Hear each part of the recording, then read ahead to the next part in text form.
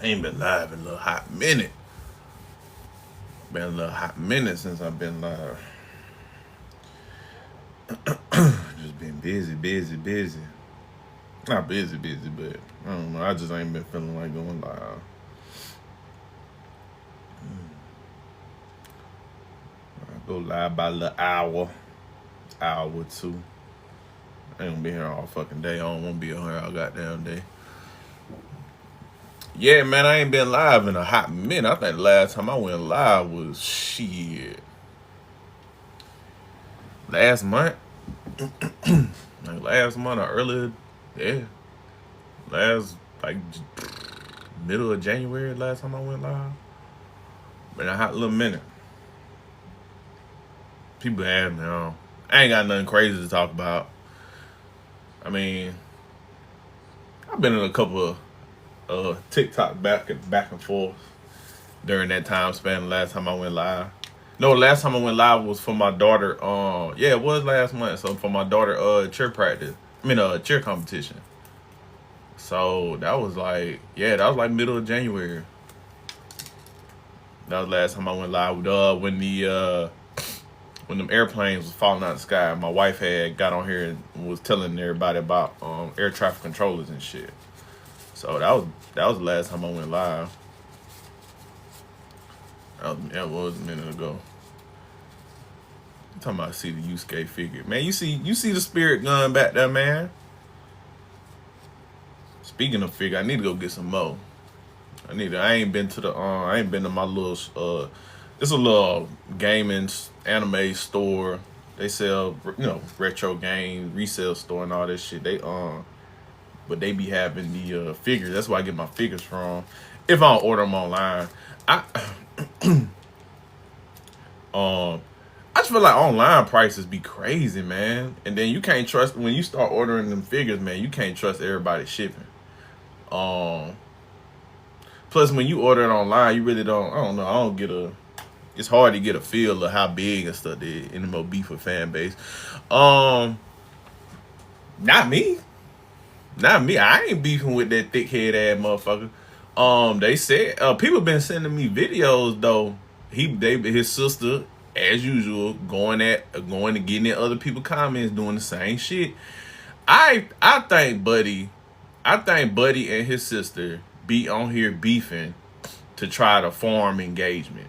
They be like, she goes and stirs the pot, right? And then he comes and then he makes a video painting you out to be a hater or against the culture and you ain't for black people, trying to call out your character. I think that's they little gig on Isaac Hayes and his sister.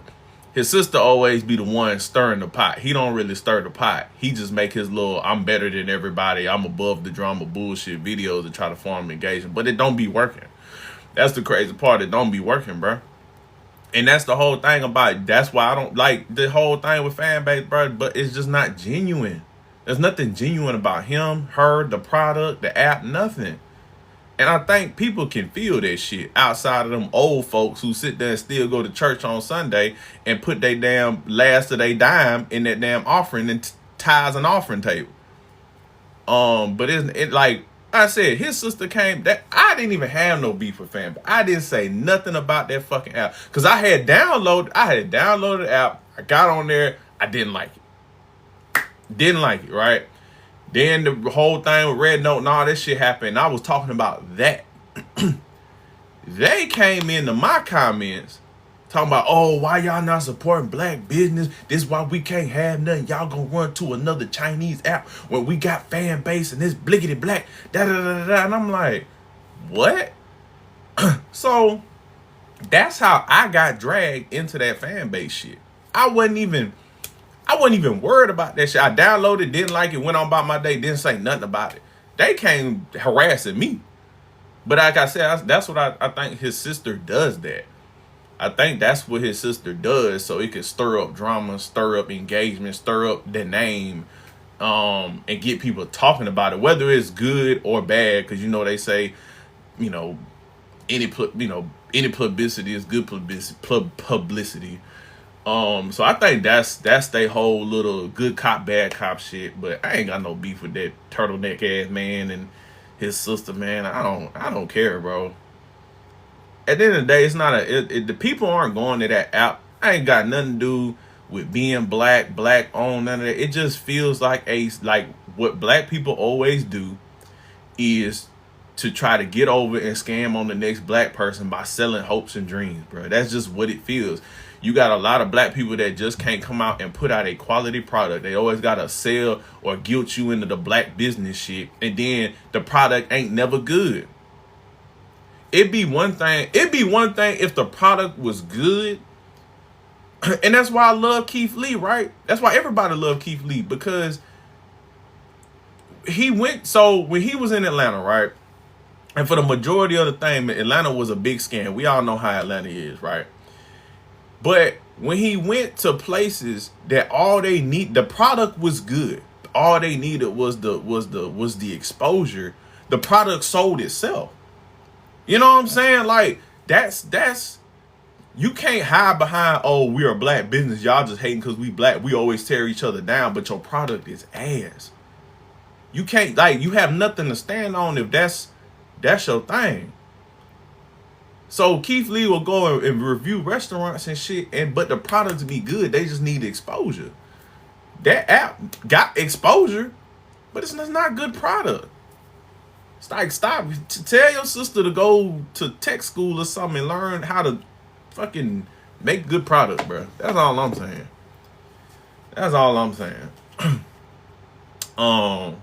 But yeah, I ain't got no beef with no fan base, man. I don't care about that goddamn app. If people want to go out there and give their money to that man, by all means, go do it. Go do it. I think black people got to get, we get taken advantage of by everybody, including our own people, and a lot of our own people will take advantage of us. A lot of our own people will take advantage of us and guilt and sell black people that hopes and dreams shit. Oh, you can invest, and that's why because our people love that quick money, bro. We love that fantasy of that quick money. And nothing sell black, the trend, everybody got to own an LLC, everybody got to be a business owner, everybody. And a lot of people got scammed out of their money during that pandemic with them stimmies and all that shit. A lot of people got scammed out of their money because they was investing in crypto and NFTs and, everybody trying to come up quick.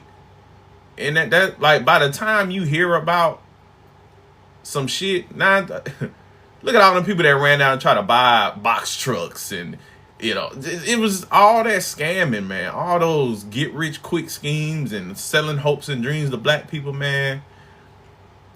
Meanwhile, people like myself be out here telling people, how to increase your skill set, how to be out here and make the best of your opportunity and better yourself so you can have stability and not get called boring and shit like that. You feel me? I don't know. It's just weird, man. Motherfuckers be trying to put in a parlay and retire. That's not how that work, man. How about them Lakers? Shit. What about them? I don't really care for. I'm not gonna lie. I ain't gonna lie. As a whole, as I've gotten older, I kind of fell out of being obsessed with sports, if that makes sense. I don't keep up with sports the way I used to. Now that I got it's probably because I don't know. I don't know. I just kind of, I don't really keep, I watch football, college. I keep up with college and NFL to an extent. Not like I used to, but I still watch it, keep up with it. Basketball, I used to be really big into college basketball when I was in high school in my early years in the Marine Corps. I really used to be into college basketball, but it's just not interesting no more because the players leave. It's not a good product anymore. Back in when was that, when Hasheem Thabit, fucking Johnny Flynn, that Syracuse and UConn 6-7 overtime game, and then they that was when college basketball was legit. But I ain't watched college basketball. I don't keep up with the NBA. I don't keep up with the NBA no more because half the games, you know what I'm saying? I mean, they don't put no good games on. You know what I'm saying? Then by the time you look at one, it's shit 10 o'clock at night. I gotta go to. I'm going to sleep. Shit. Yeah. What I do for a damn focus, man? Why you want to know what I work for? So you go call my job? Hell no. I'm a contractor. I'm a government contractor. That's all you need to know.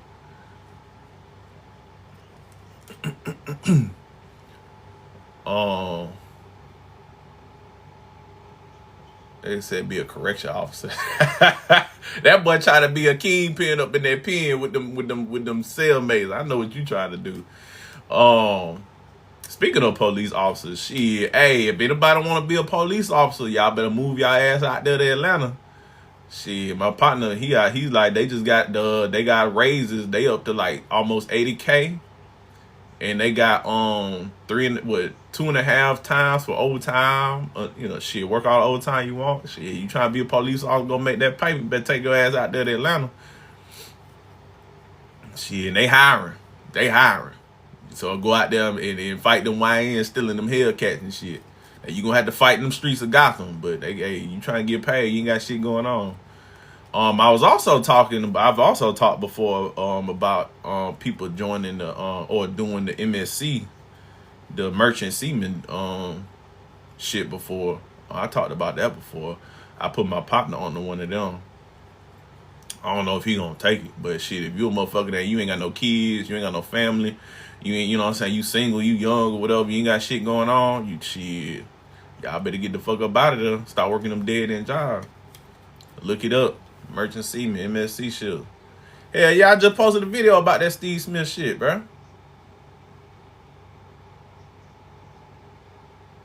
Shit. I'm a contractor. I'm a contractor now. I moved to the private sector. I was a federal worker. That's what I was doing not too long ago. I'm glad I got up out of there because I would have still been on probation. My probation period was 2.5 years. So I would have been cutting that fine line of probation period and being clean my glasses. The fuck, bitch, I just cleaned my glasses. What the fuck you talking about? Why were you worried about my glasses anyway? That's a glare from the light, dummy. Anyways, yeah, so I think I would have been good, but man, either way, I'm not trying to, man, it's crazy seeing what them folks do.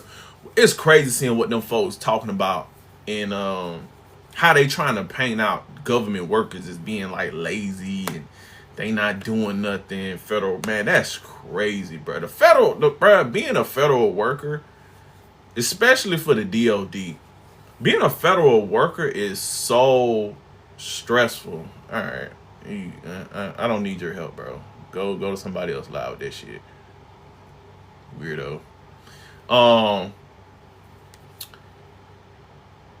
Being a federal worker is like it's like the military, like for the DOD. It's like that's why a lot of veterans transition to go because it's like this. It's the same work pace, the same tempo. You're just not doing the dumbass military shit no more.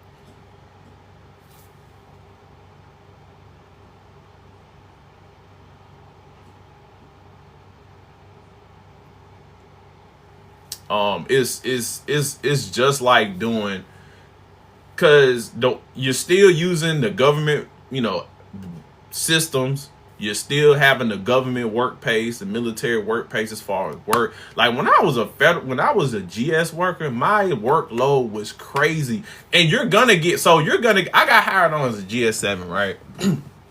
As a GS7, no promotion potential. I was just trying to get my foot in the door and get my clearance back. You get on, damn, why the fucking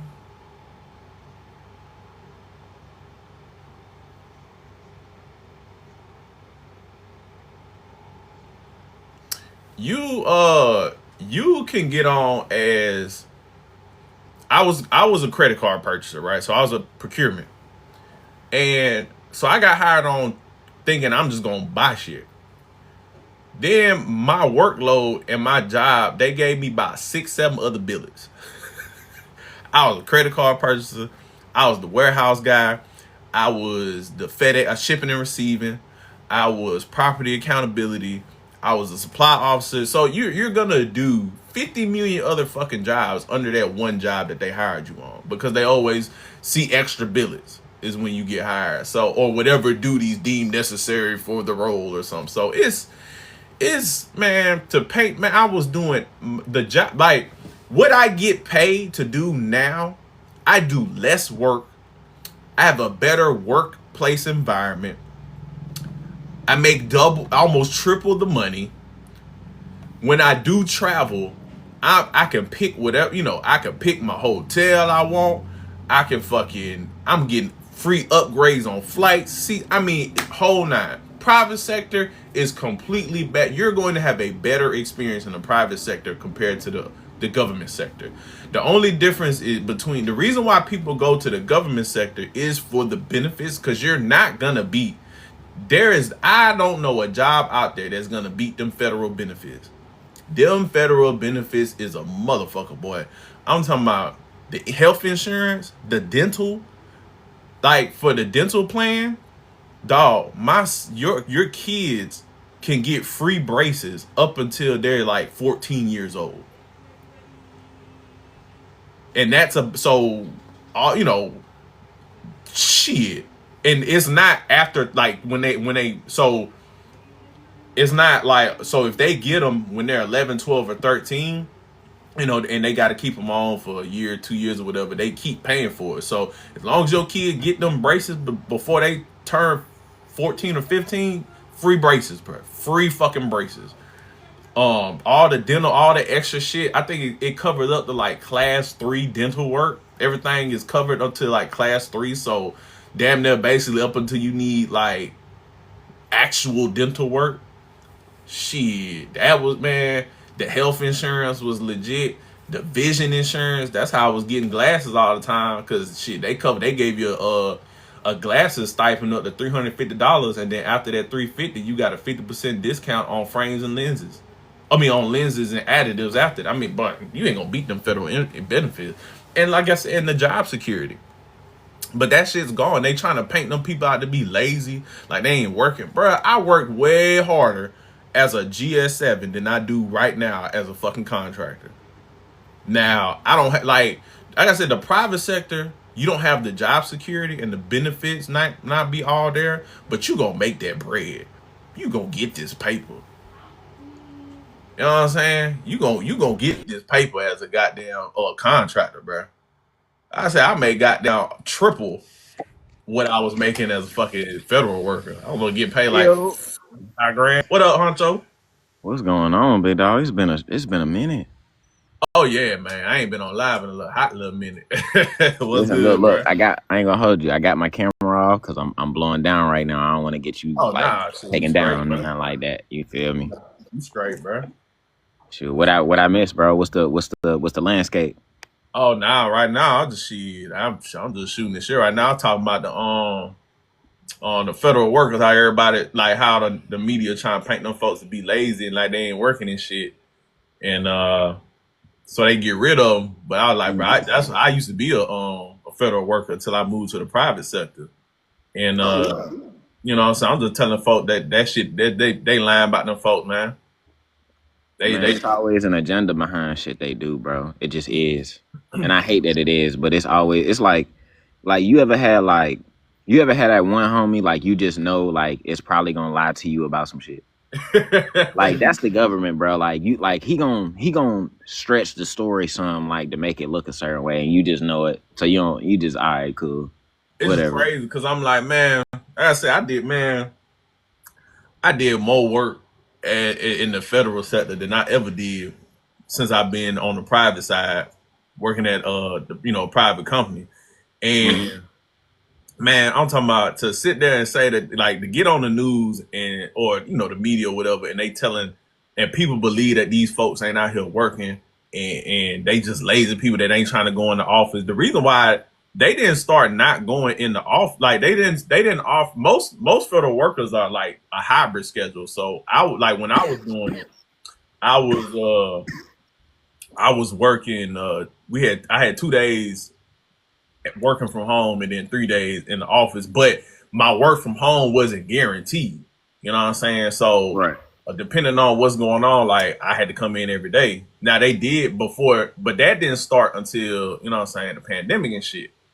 But before that, I mean, most people just work a flex schedule, so you can work 9 hours, so you could get every other Friday off. Yeah. So, but them folk, bro, them folk work, man. Them folk work, bro. I was so stressed out working for the government, bro. It was, and you see, like it was different when I was in the military doing it because I was, you know, I'll get shit, I'll get extra pay. Man, when you work for the federal government, you ain't getting no extra pay. You getting that base pay, and you Are doing the you was same in the thing. military, bro? Yeah. I ain't even, bro. I ain't even. I'm just now learning that. I ain't even know, gang. I ain't Oh gonna hold yeah. Yeah, I did my little look. Hold on. you. Here you go. Here Yeah, you go. I Hold did my on. little thing, bro. You know what I'm saying?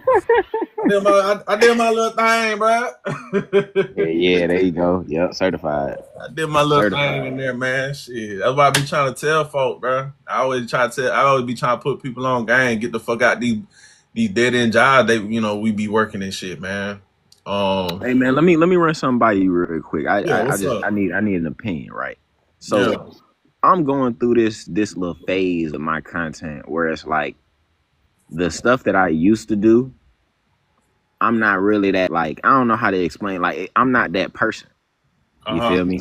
Like I've matured out of the person that I was when I like because before, bro, you remember how my content was. I was arguing with everybody. You yeah, feel me? That's the negativity and animosity is a pool that I swam in religiously. So yeah, it's like now I don't want that, but it's like that's what get views, that's what get clicks, like that's what get like, you feel me? And it's hard to transition over to something else. You yeah. know what I'm saying? Like what would you do in that situation? Um, shit. Stop worrying about them clicks and views. Just post, bro. Hell It's yeah. like it sounds cliche because I don't. I know what you talking about. I ain't been a dude that just get into it with everybody, but it was a little like I had a 3 month period where I was on that type, like in that type of lane and just going back and forth. And that shit when I ain't gonna say his name because the minute you say that nigga name, but you know who I'm talking about. I do. Him, Drew a follow, you know what I'm saying? Like, and I had that little stint in the Passport Bros, Oh and yeah. that shit, so I know what you're saying. Like, it do be fucking with your mental, and it'll make you just irritated and shit all the time. So I get what you're saying, but bro, just go back to just talk about shit you want to talk about, cause that's all I do. Oh Um, God. I talk about because I do still post like when I talk about my politics or whatever, and shit that real shit. And then Yeah, black I issues and fuck shit like around that. and post some shit about fucking Dragon Ball Z or anime or something like. I just because I ain't no content creator. I just run my fucking mouth. Oh God. Wait, Yeah, cause ain't that me though, bro? I just run my fucking mouth, and I did start just instead of going back and forth like in comments and stitching people all the fucking time. I just post my shit, and that's it, bro. I don't really be looking at the comments no more. I post my shit and keep it moving, man. That's what it be, bro. I promise. That shit. Mm-mm. Cause them folks, like they gonna always be like I pick a comment every now and then if I want to make an example out of somebody or just what I'm saying and had that. But for the most part, I don't even look at comments no more. People be at me and shit and stitching. I don't even be looking at that shit out of time no more. I post it, bro. Oh God, that's man. But I just value my peace so much more now as I get older. Yeah, And like it's so different when the world slows down for you because you understand certain things now. yeah, You know yeah. what I'm saying? I'm like, damn, you did disappear for a hot minute. Bro, it's cause look, bro, I ain't gonna lie, like, man, I was going through it. Like when I say I was going through it, bro, like I just wasn't like the part like when I first blew up on TikTok during like COVID, bro, that wasn't even really like me. You feel me? That was the mask that I wanted to put on. Like it was me, but it was me Yeah. without it was me hiding all of my flaws and hiding all of the things that was wrong with me and stuff like that. And almost telling my story through a camera in a sense. Yeah. And now it's like I'm not fighting that internal battle no more. So I don't. My content has to come from somewhere else other than my trauma. Yeah. You feel me? Like that's the part when you heal, like, and you realize like a lot of your life and a lot of the things you was doing and shit like that were strictly designed from the things you went through and the things that you refuse to deal with, bro. It's just it's completely different, bro. I promise it is. Like I don't even, man. Mm-mm. Damn, man, just hey, bro, just because you still, I mean, you still got your followers and shit, and the people that's gonna rock with you. Because not all my shit be taken off or whatever, but you post what you want to post, bro. And like people gonna vibe off authenticity, bro. Every time, like, Mm-hmm. that's why I be telling people all the time, like, man, I could pander, I could do this, I could, you know what I'm saying, and to either side, the women or the men, I could do And it, yeah, but that's not gonna, I'm not gonna be. I ain't I'm gonna not feel gonna, right. right, I ain't gonna be able to sleep at night. You know what I'm I saying? ain't I gonna feel can't. right. Cause So that ain't me. I stand, and then even whenever I do go out and I run into people that see me on, this bullshit, it's always love, bro. Always love. 'Cause Mm-hmm. people gonna respect you being authentic every time. You might not get the clicks, you might not get all the views, you ain't gonna get all the bread, but people gonna rock with you if you a genuine person, bro. That's Oh it, God. bro. That's the real. Shit, when I was in fucking Hawaii, some motherfuckers had ran into me and was like, "Hey, bro, you from TikTok?" So you know what I'm saying? Like people gonna fuck with you when you out here being authentic every time, man. Every time.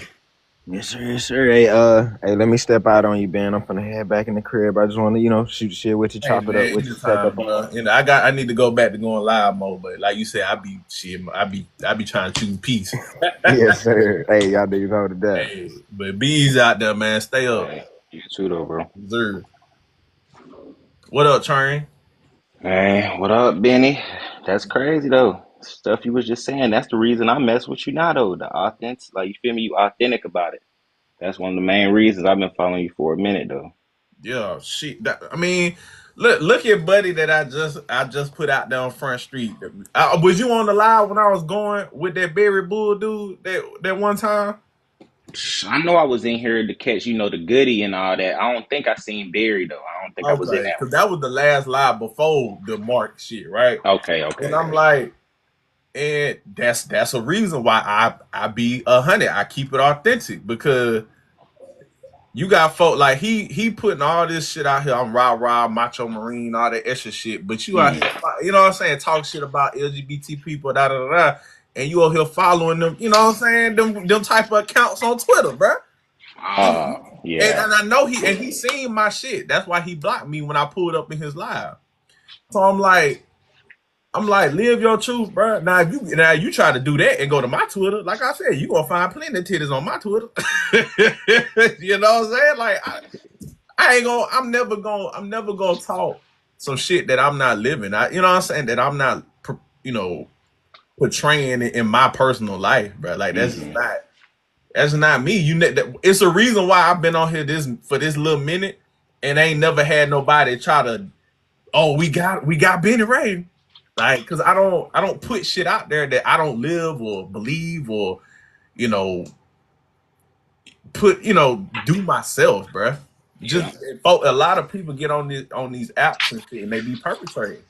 They be they Yeah. be living they be living shit and saying shit that they don't be living. That's true. I mean, that's why I It's, can respect you. shit. I can't, man. But you can't be, and there's people out there that's very loud. You can't be real loud about some shit, and then you out here really living some shit you ain't talking about. You loud about it, like very loud about that shit, boy. And you out here following and my thing is, bro, if that's what you like, then do that. It's 20, hey, man, that's 2025. You ain't gotta live that life, bro. You ain't gotta live behind closed doors, man. That's true. in your life. But yeah, man, Huncho gonna be straight. We go close it down. That's for my woman get upset. Bet bet. I'm trying to sleep. But yeah, man, but yeah, that uh the last that's why I ain't been on. I mean, that was the last big live I had was fucking Mark and Goody and them. Yeah, and that one was a good one too. I mean, it was two sides to every story. Me and my cousin was on there. My cousin was somehow closer to, Goody and them side or Scarface side, whichever. And I was like, I mean, I'm really on Goody. I mean, no, not Goody. I'm really rocking with Benny's side, truthfully. But I mean, it's I not like mean, it was no disagreement or nothing. well, that's what I was trying to convey to a lot of people. Like, it ain't no. I'm a firm believer. I ain't never gonna change no grown ass person mind. Yeah. But you know what I'm saying? I just want people to admit when they wrong. That's Hmm. just like take accountability for your actions. Be a man about it. Keep it moving. But the thing was like the other two young cats I was in there when they was like folks was really trying to educate. But I already peeped from the like you can't. It's just people you that agree to disagree. Shit like it's just folks that you just gotta let go, bro. That's just what it is. That's just what it is, man. But when like I don't that I don't talk about things that I'm not educated on or I don't research or I don't know about, right? Hmm. So when I end up saying shit and then people have like people are or say they disagree and then when I prove them wrong now is well that's my opinion. That's just your opinion. No, it's not my opinion. This is real shit that's happening. And then when I sit back and time goes by, the shit I was saying gets proven to be correct. You know what I'm saying? Yeah. Hmm. Like Buddy just had all them black people up there. Well, he had a little pocket full of Negroes up there for Black History Month. And then he had that dude that was on the plane with Trump had that black dude up there that was on the plane with them t-shirts that one time. And he tried to go in and hug him. And the motherfucker flinched back like, nah, back up, bruh. And I'm like, you know what I'm saying? But you got black folk out here that'll vouch for that man. That'll cape for that shit. I don't understand it. Look at what's happening to our prices. Look at what's happening to the government services that are supposed to help people. A lot of our Hmm. people that are being stripped and taken away. They just stripped funding from HBCUs. You know what I'm saying? They're removing black people from high ranking government positions and replacing them with lesser qualified white people, white men Yeah. specifically. So I'm like, these things are happening, and you will have Negroes that will say, "Well, he's good for black people, or he gonna get us like," and they just not aware of what really happening. But I mean, They being tricked. I mean, it's a simple way to explain it. Like, whenever I bring up the facts to them, people that's like younger, 18, so say, I'm 20, I'm young too. My yeah, 18-year-old cousin, he black. He talking about, oh, I like Trump. And when I brought up Trump's policies and things, he said, well, Trump can't be racist, and then started insert other stuff. I never said he was racist. That's the thing. Like, but obviously he clearly has an agenda. Like, it ain't hard to see it.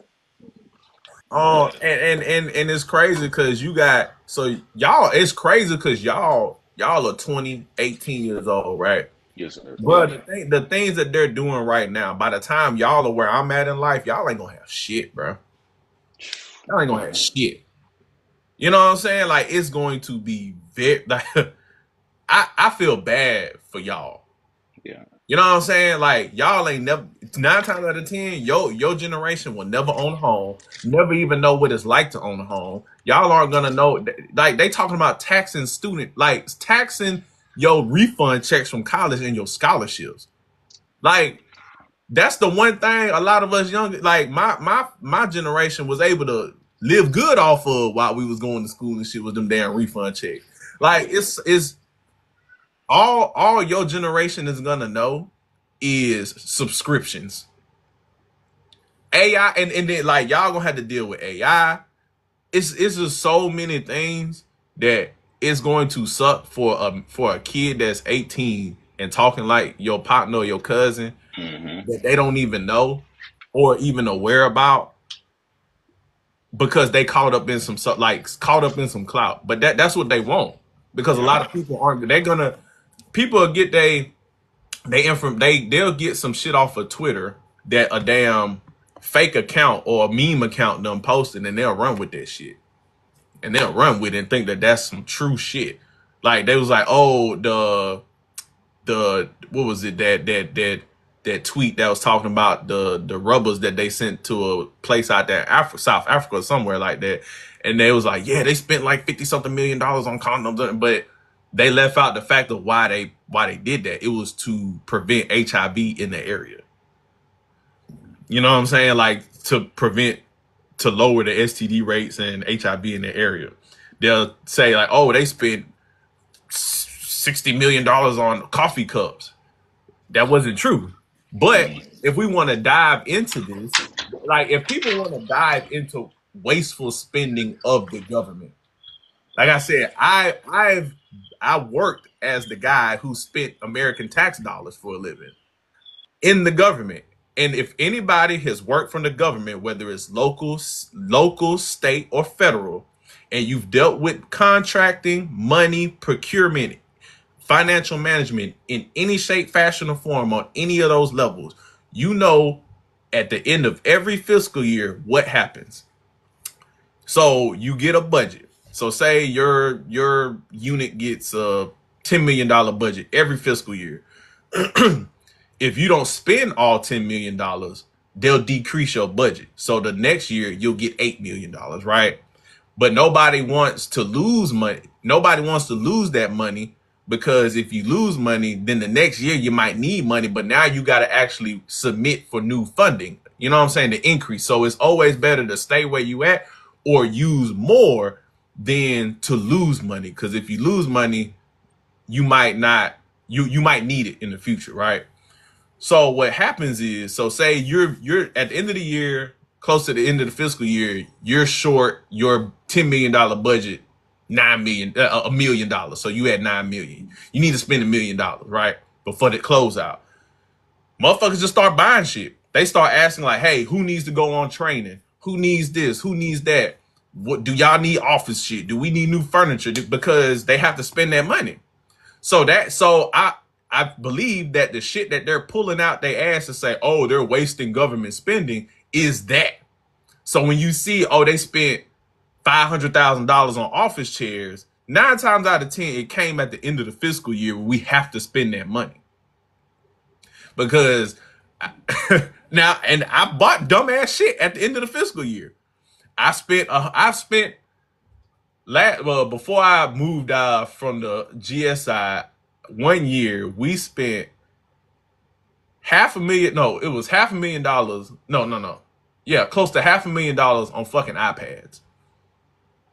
iPads and these little iPads, the pens, and iPads, pens, cases, and these like VR sets that went to them. $500,000 fucking dollars. I done seen entire cars and houses worth of fucking office chairs ordered. I've ordered $100,000 worth of fucking paper before. You know what I'm saying? Like, so that's where it comes from 9 times out of 10. But they not gonna talk about. That's why they're not showing. No, they're not showing no line items. They're not showing no chargebacks. They're not showing no lines of accounting. They're not showing any of that because that comes with dates. All that, like that. Now, one thing the government does do is track all these fucking purchases when they're made and what happens when you make them. Because you have to have you gotta close out your budget at the end of the fiscal year every year anyway.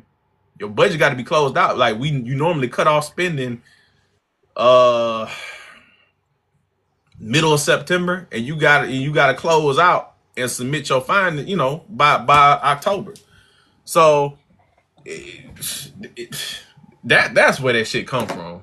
Hey, you speaking pure facts, brother. I was in the Navy for 6 years, and we So you know what I'm talking it, about. it sounded like we did the same job, but I was a logistics specialist Yep. at the end of the fiscal year, so we wouldn't get decreased in what we were allotted. We would buy like a lot of stupid stuff. We buy like TVs for the office, new chairs, Yup. new boots for the entire ship. Like, just like we go to Wow. the officer, we make sure the captain was well satisfied in everything he had. Like, they Yup. had all the latest and greatest technology. We had iPads that was just sitting there. They sat there for months. Nobody even came and touched them. Like it for sure. Like that's exactly what it is.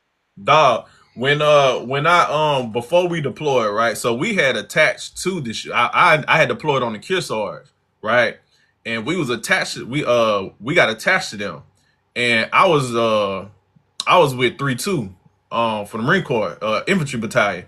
And if anybody know infantry battalion, they don't get no money. Like we be broke. They get like a $3 million budget, and we got to make fucking sugar out of shit. So when we got attached to the MEU, dog, budget went up to like $20 million. So we had to, we start buying all type of shit, right? But before we got on the ship for deployment, we had, so after all the training, all the money we spent, we had like 500 grand left.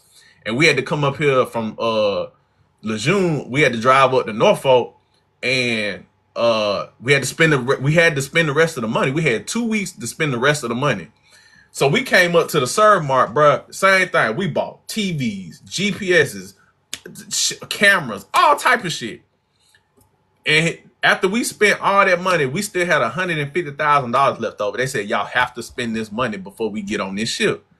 So we made another trip back to Norfolk again and we bought refrigerators.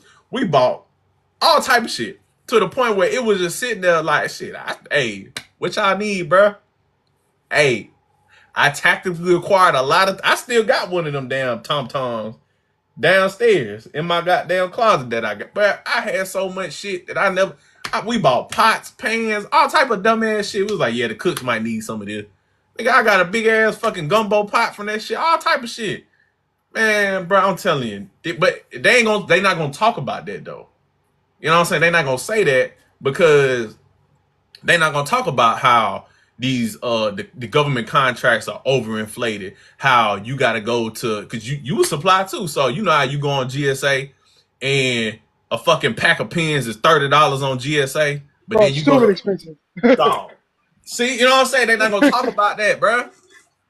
But then they'll get on the news and tell, you know what I'm saying, the average person who don't know nothing about that world, oh, we're wasteful spending, and then we're gonna get rid of the IRS, we're gonna get rid of the Department of Education and the shit that we actually need, but they're not gonna get rid of these fucking bullshit ass contracts and these things they got with these corporations that keep filling their pockets. They're gonna talk about that. Hey, real quick, brother, can you mind if I answer a question that's in the comments? It's a brother. It's a guy asking, can you buy personal things for yourself? Can you hear me? Yeah. Go ahead, bro. Yeah, so you can't, you have to be able to justify that whatever, at least in my case, we had to justify that what we was buying was for the command. It might it might be for somebody's personal use, but we can't just say that, like, because Yeah. everything has to be justified. So if we could justify some kind of way, get the captain's approval that we can purchase like these TVs and whatever, then we could pretty much buy whatever, but it has to be a valid purchase. Which ain't hard, especially Yeah, like that's for being on the ship. That ain't hard at all because that's how not we at was all. able to buy. Like once we got attached to the MEU, we was able to get justification for everything. Those detachment units, they definitely like to accommodate them very well. Yeah, bro. We were, bro. Like before we got, like before we got to the MEU, it was pure, like, because we was an infantry battalion. So like, if we needed TVs, they'd be like, "What you need TVs for? Y'all be out there in the field doing dumb shit. You don't need no fucking TV." We got Wow. attached to that MEU. We was like, "We need 100 TVs." They said, "Okay, all right." Everything was justified when you about to go on deployment or get attached to a MEU. Oh, y'all, like For my sure. wife bought me this tactical Stanley. It's really nice. Tactical. Oh my God. I put my phone right here. Okay. I put my credit cards. I said, okay. It's for when we go on my daughter cheer competitions and shit. I think because I normally drink fucking like a big ass water. She's like, nah, but you gonna need something smaller. It got a little carrot strap on there and everything. Say, oh, it's fancy.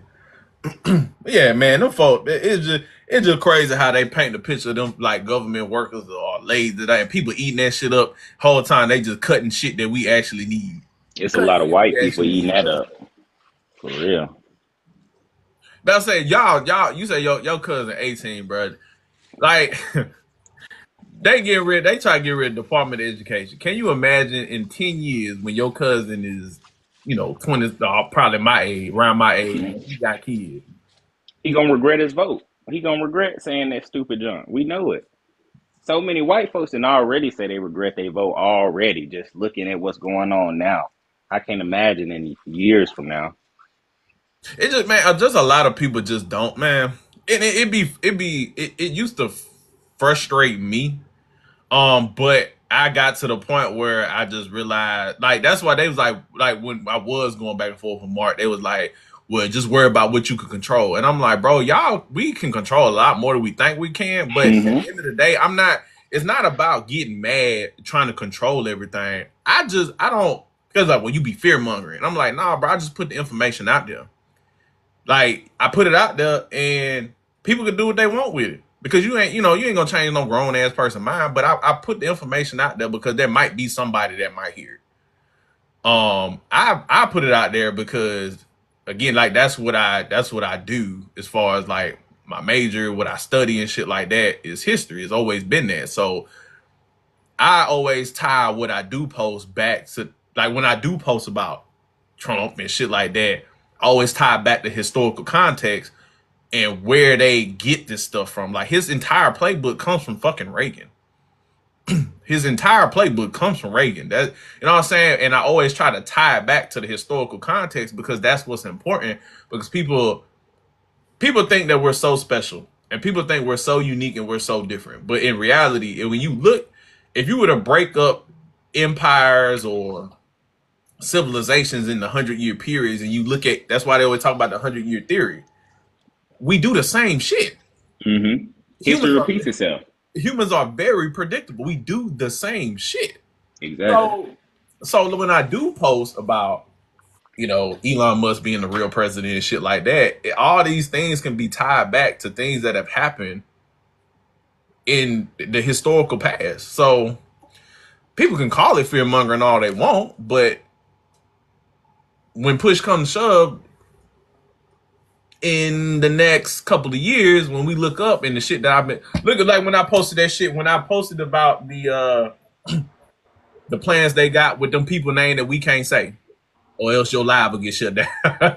But you know them people, they start with an I, end with an L. And they was talking about what they want to do in that area now that they done cleared them people out. I posted about that shit a year and a half ago and talked Mm-hmm. about the plans and the canal that they want to build and it was basically a demolition. Fast forward to a couple weeks ago when they come up on that news conference and they talk about it. What do we have?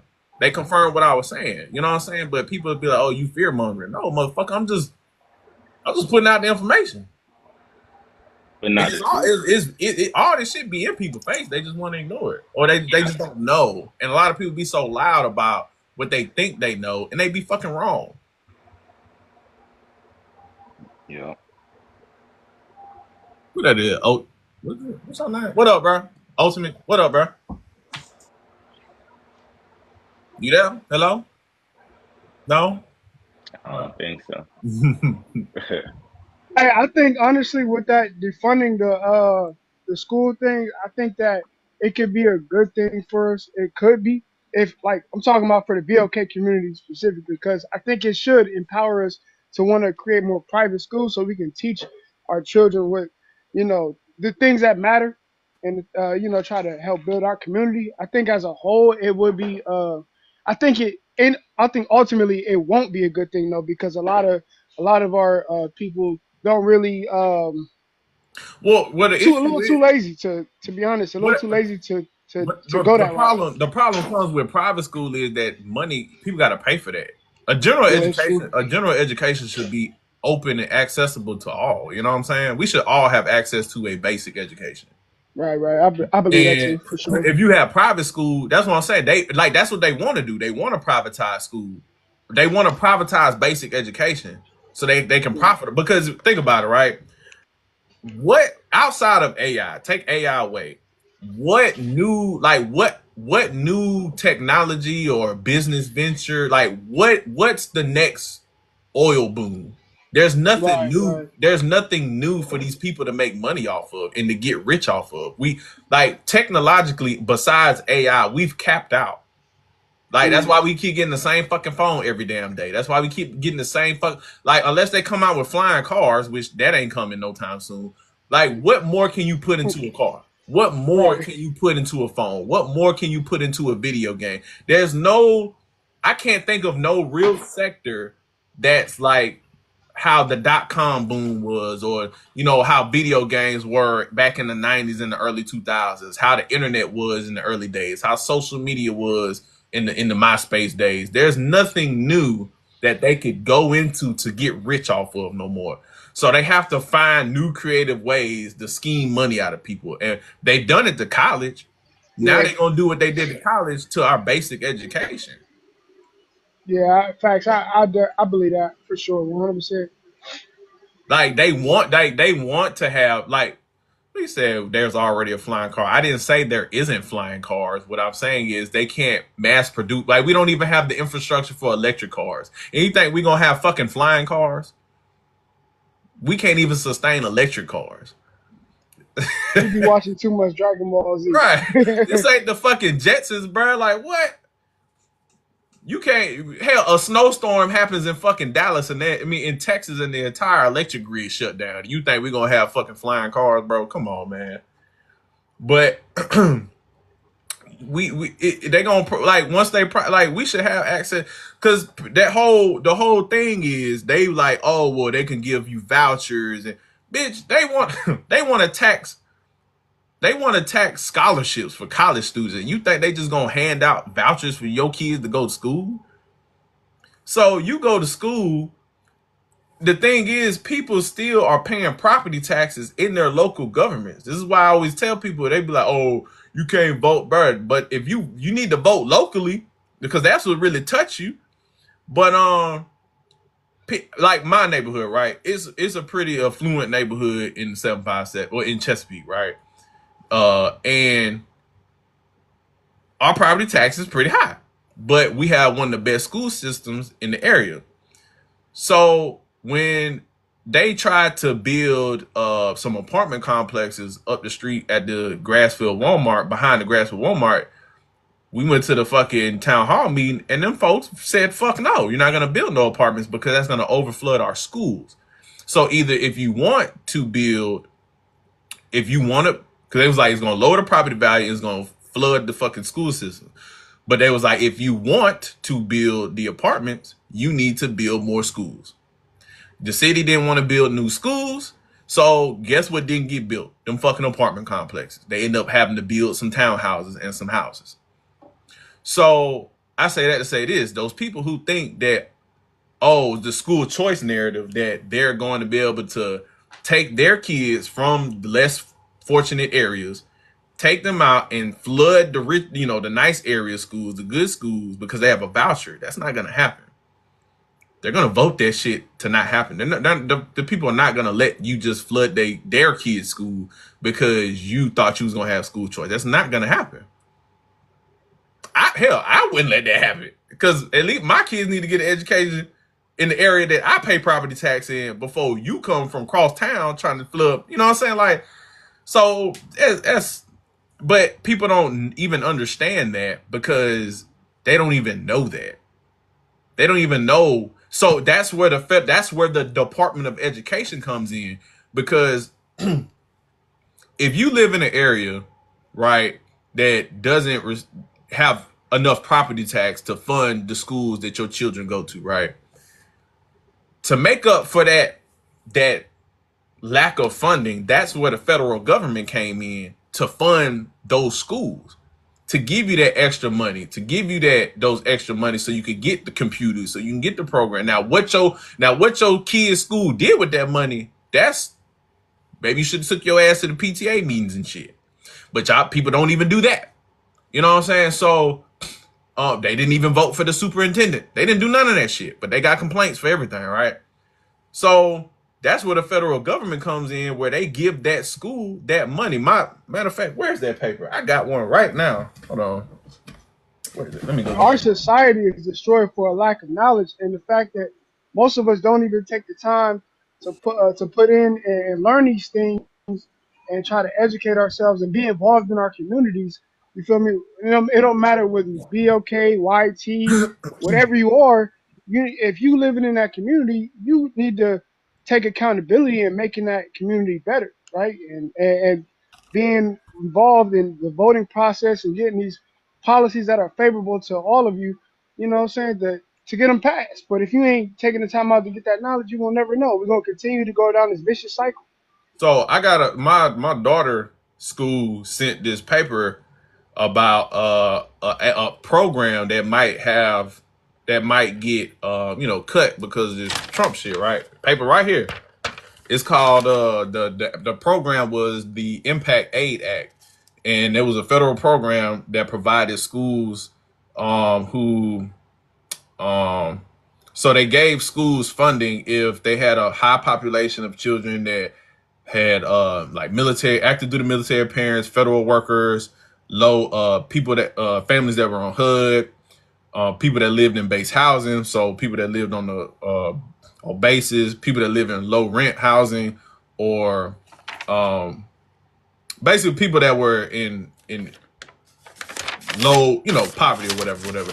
And they gave my kids' school like $4 million in aid, and that came from the Department of Education. That came from them. So now that program that they use, and they use that money, they even told they broke down what my kids' school used that money for, and it was to increase teacher salaries, the teacher assistant salaries, the support, so increased salaries of personnel, bought classroom materials such as computers for the STEM library, and to increase heating and cooling in the buildings and the buses. So upgrade the buses. Oh yeah, the preschool program. My kid also, my younger two have always gone to the preschool system, like the pre-K 3, pre-K 4 program. That shit gonna be gone. You know what I'm saying? So it's like it's just a lot of things that help people that they want to take away, and they're hiding it behind catchy little catchphrases to make people. And then the funny thing is, the people that, like, a lot of them Trump supporters, they be using these programs. That's the crazy thing. They be on this shit. They just don't know that they're on, like, that. They just don't know how this shit works. So they think they're safe because they're white and they voted for him. That's the craziest part about it. That's the craziest part about it. They was like, oh, well, teachers should get paid more. How the fuck you think the teachers getting paid more? They getting the teachers are getting paid by your property tax. So if you live in an area where you don't pay no property tax because everybody's renting, the fuck you think happens? They don't. So if everybody's gonna, like I said, your cousin 18 years old, you 20.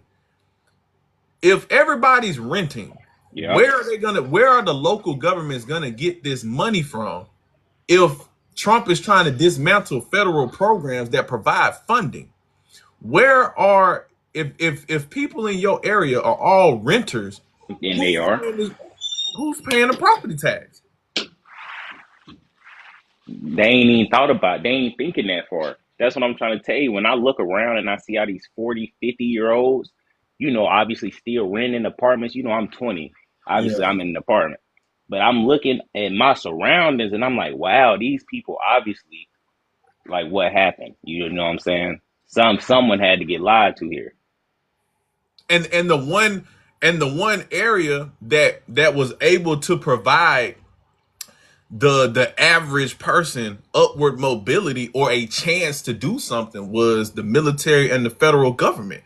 So, like, my dad just retired from the post office. You know what I'm saying? Like, they trying to get rid of the post office, the IRS, the VA, these departments that give people stability and a decent fucking job.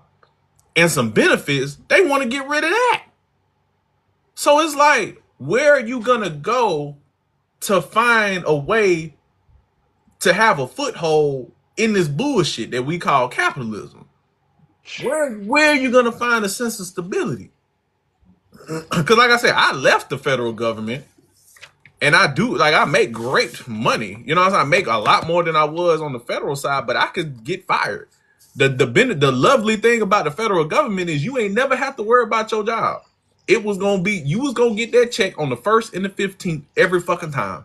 Every fucking time. And you ain't had to worry about getting fired. You ain't had to worry about nothing. Just go to work, do your fucking job.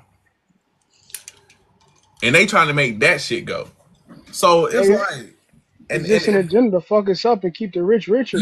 Because the only thing that's going to do is make us worse. It's going to be more criminals, more people trying to get it the illegal way instead of trying to do it the legal way. It's just it's a scheme. But they know that. I mean, they understand that. That's why they already started investing back into prisons. They yeah. know what folks gonna start doing. People, and the thing is, them people that voted for him know this shit. They, bro, and that's why I don't be trying to like John, one of them dudes that was, commenting on me and Mark, and was like, oh well, I don't get how you can, disagree with somebody about their politics. And I'm like, it's not. That's the thing, bro. This shit is. We are far removed from the days of, oh, this is just what I believe politically. This shit Yeah, ain't about politics no yeah, more. that's This what is, I'm saying. we talking real life shit now. This Yeah, ain't like, oh, we not talking foreign policy. And hell, and even if you want to talk about policy, the shit that's going on is about the motherfucker. If you want to talk about the global political scene right now, bro, it's fucking crazy. The shit is low key. I'm gonna put my tinfoil hat on. My theory has always been that the orange man is a Russian asset. And the only reason why he president now is because he didn't want to go to jail. Elon is really running this shit right now. And Orange Man is there to lower our status on the global scale for old Pooty Poot. That is my tinfoil hat theory that I will stand by. Because what if you look at the geopolitical scene right now and what we're doing geopolitically as far as our allies, it doesn't make sense the only way it makes sense. Please don't flag this TikTok. The only way this makes sense is if you look at it with the tinfoil hat theory that he is their asset. Because why the fuck are we dismantling and pissing off our closest allies? The only thing because Pooty Poot he is from the KGB area. He is from that time period. And his number one goal has always been to restore, because like when they dissolved, that was like the biggest blunder, the biggest embarrassment, you know what I'm saying, on that country. So if you understand, that's why I always tell people to go read about the Cold War. That will explain a lot of the things that we're experiencing right now. So his biggest thing has always been to restore Mother Russia, right? Because of the collapse. And the biggest thorn in his ass has always been NATO.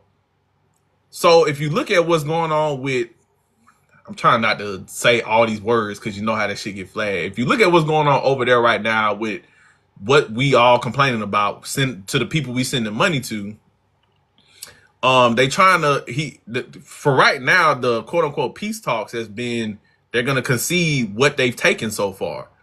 So if he's going to be able to get what he's taken so far, that basically means that he takes no financial losses, no economical losses on the front, and he gains territory. What's to stop him from pushing more into our actual allies' territory? If this entire time we didn't even put a financial dent into their economy. So not only the economic means, now you have to look at the fact that they've been able to gain experience on the battlefront. The entire time the entire West has been sending our shit to them people. They've been using our shit. They've been able to counter all of our shit and update their weaponry by actually being in combat against our shit. They've been able to make tactics against our shit. We've been the ones over there telling them people what to do and how to do it. So now Pootie Poot has fucking like tactics and real life battle experience against our shit. We don't have that. So like I said, it's gonna be very interesting. And now we're pissing off our allies. Now they talking about leaving them out the fucking straight. And Europe and France and Germany, they're all scrambling right now because of fucking Orange Man. Because they like, we don't even know what the fuck this dude trying to do. So it's gonna be interesting, man. It's really gonna be interesting. I don't say that to scare people. I say it as an enthusiast, but I just don't see how people look at what's going on and be like, yeah, this is gonna make America number one. You pissing off our fucking border allies in Mexico and Canada. I don't get it. I don't get it. And the only way it makes sense is if you look from a sabotage perspective. That's the only way this shit makes sense.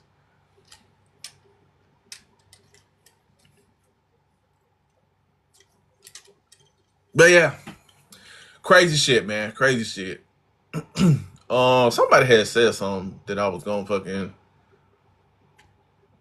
But yeah. As far as like disagreeing with, like, cause now we talking about people's like, we talking about morals and principles at this point, and I can't align with people who just got fucked up morals and principles and character, man. I just can't.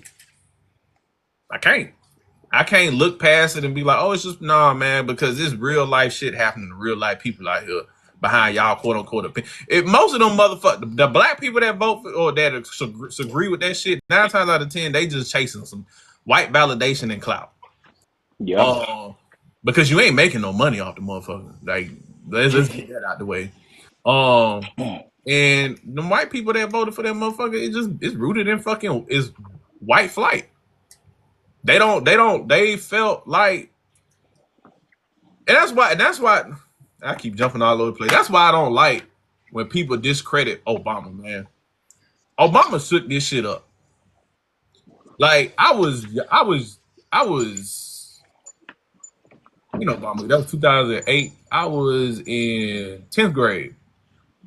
Dog, when I seen that motherfucker get on that goddamn stage and win that shit, so I'm talking about whoop they ass, had them white folk on their back for 8 years, bro. I don't give a fuck with no, like, so the discredit, and ever since then, what did they respond with? What happened after Obama? Fucking Trump. So for people to try to discredit, oh, Obama ain't do nothing for black people, like, man, y'all cannot discredit what that man did, what he meant, because they after that, they made sure that shit will never happen again. Ever fucking happen again. Man. Man, I'm talking about the way that motherfucker got up there, used to talk circles around them man. You ain't never gonna see that shit again. And they made sure you're never gonna see that again. And then them white folk looked at that and they ain't turned back since, bro. Everything they have voted for or done since then has been to make sure that will never happen again. They will never have to cut their TV on and see a black ass motherfucker as the president ever again.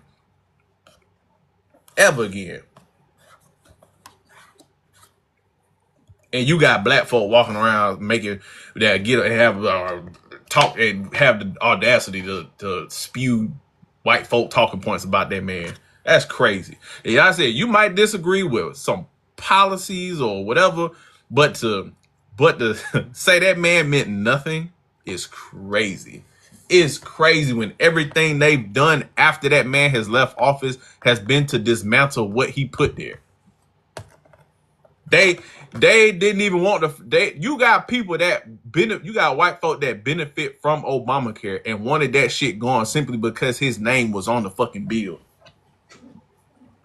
and didn't even know the Affordable Care Act was his shit. It's the same shit as Obamacare.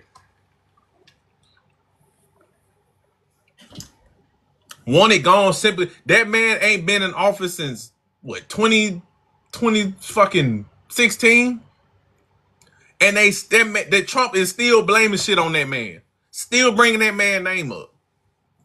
I wonder why. The biggest thing that man ever had that was a problem was a tan fucking suit, bro. A tan fucking suit, and you got an entire criminal right now as the president. That's crazy. I said, that's it. And this is why there are just some, like, when black people get to talking that type of shit, I'm not trying to talk to you. I'm not trying to be your friend. I don't give, no, bro. I can't support black people like that. But there are some that do. And I talked about this before. You know what I'm saying? Again, this is not to throw shade at him, at John, or nothing. But when you are married to a white person, especially when they're not a spicy white, right? They are white. When you are with them, especially the guys, the black men that are with those women, women are the creators of, me and my TikTok family were talking about this in our group chat. Women are the cultivators of the culture, right? They are the makers of the family unit. You know what I'm saying? So usually, as the black man with the white woman, you usually assimilate into their culture. And when black people assimilate into white people culture, they're not as embracing as black people are when white people assimilate into black culture. We are way more accepting and way more easygoing than they are. And so usually you, as the black man, a lot of times they have to be the good old boy. You know what I'm saying? You got to be the good old boy. And if your wife is white and she's not a spicy white, where do you think your children are gonna get their? You know, she's the cultivator of the culture.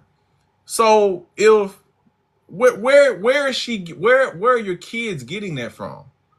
You know what I'm saying? So it's like a lot of those guys, and that's why they have to believe that I can still associate with you about your politics, and they have to compartmentalize all that shit, because 9 times out of 10, when they get around her family and their children get around their cousins and their family, they see this shit. They hear they go through these microaggressions. They hear this rhetoric. They hear the bullshit.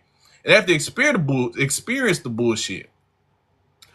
So and so either you do one or two things as that person.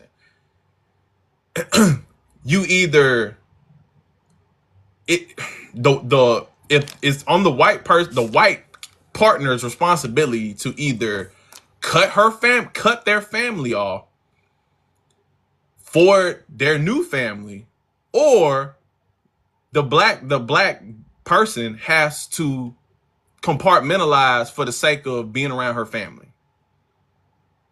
And what I will say is a lot of the white men with black women will cut their fucking family off for that black woman. From what I've seen, I will say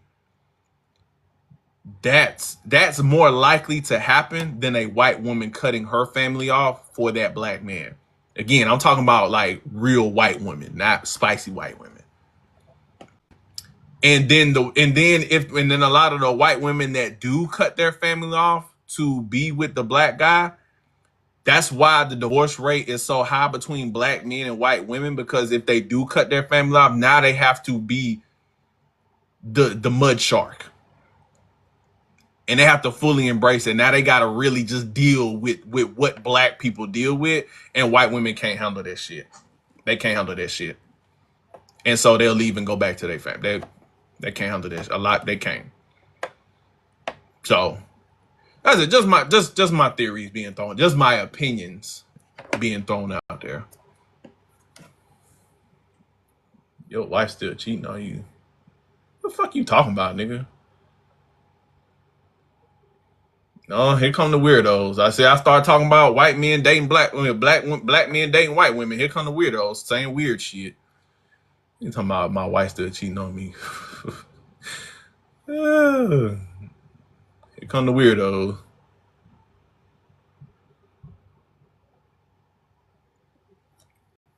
I'm buying some new cat stuff.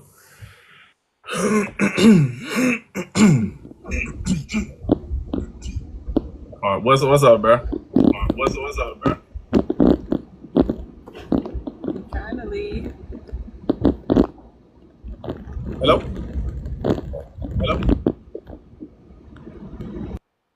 Okay. All right. Oh, all right. But yeah, man. But that's why I can't do it, man. Hey, real quick, just to touch on that too, like, and I see that too. I had a brother on my panel the other day, and brother, it's apparent that he felt like he had to conform to the white T way of life. You know how they separate and then, you know, do their own thing type deal versus us, like BLK community. We more historically has been more like for community, for family, and we got destroyed. You know, we see that more and more nowadays, and this is why we got a lot of people that are from that voted for the orange guy. You know what I'm saying? Yeah. Cause even there, like, if you a black dude and you with a white woman, a white woman from the South, like I said, even she might not be racist, or even her parents might not. But when you get around her family, you go to her family reunion, whether it's her siblings, her cousins, her aunties, like, you're gonna run into something. Cause when they get that look in their system, it come out, bro. And that's what I'm saying. So as the black guy, 9 times out of 10, you have to turn into the good old boy. You know what I'm saying? The good old boy, one of the good ones. Because if you go into her being your authentic self, they're gonna judge you. If when the white people come into the black spaces being their authentic self, we usually embrace that shit and be cool. You know, if anything, we be trying to be cool. You know what I'm saying? We're gonna make them feel comfortable. The most quirky, corny white dude can walk into a black space and you know what I'm saying? Look how when Zendaya brought Tom Holland back to Oakland. First of all, I didn't even know Zendaya was from there. I was like, oh, she black. You know what I'm saying? When Tom Holland, a fucking white British boy, pulls up to the hood in Oakland and they was just showing love, making him feel comfortable. You know what I'm saying? Like, now, if you was to flip that the other way around, it's probably, you know what I'm saying? If it was the other way around, it's probably not gonna be that embracive, that accepting or open for the black person to come into their space. You know?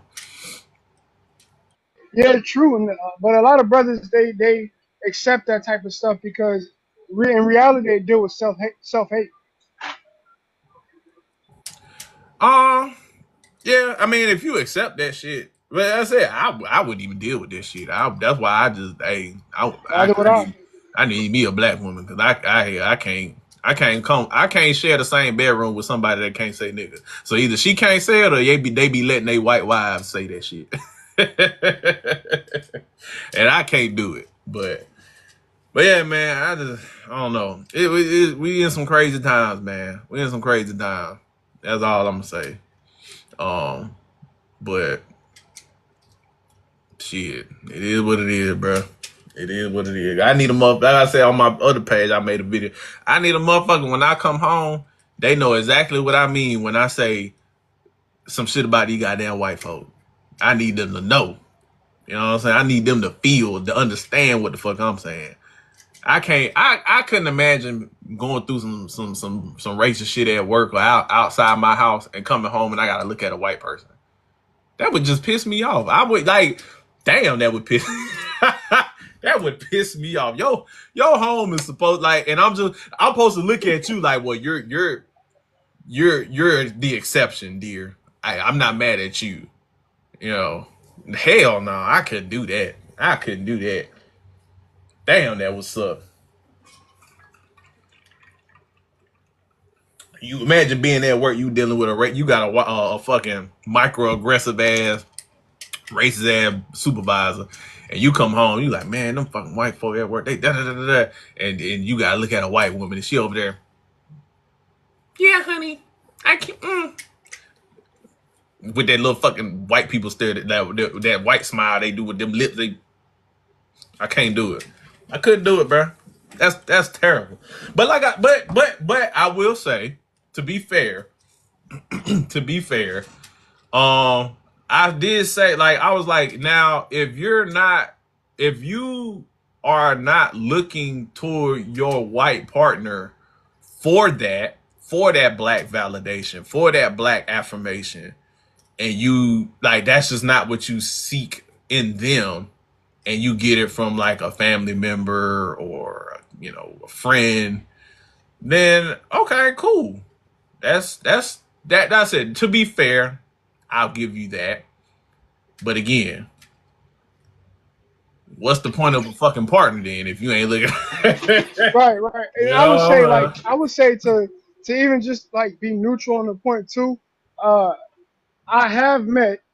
There are some exceptions where there are some white tea people that go harder for black folk than black folk go for themselves.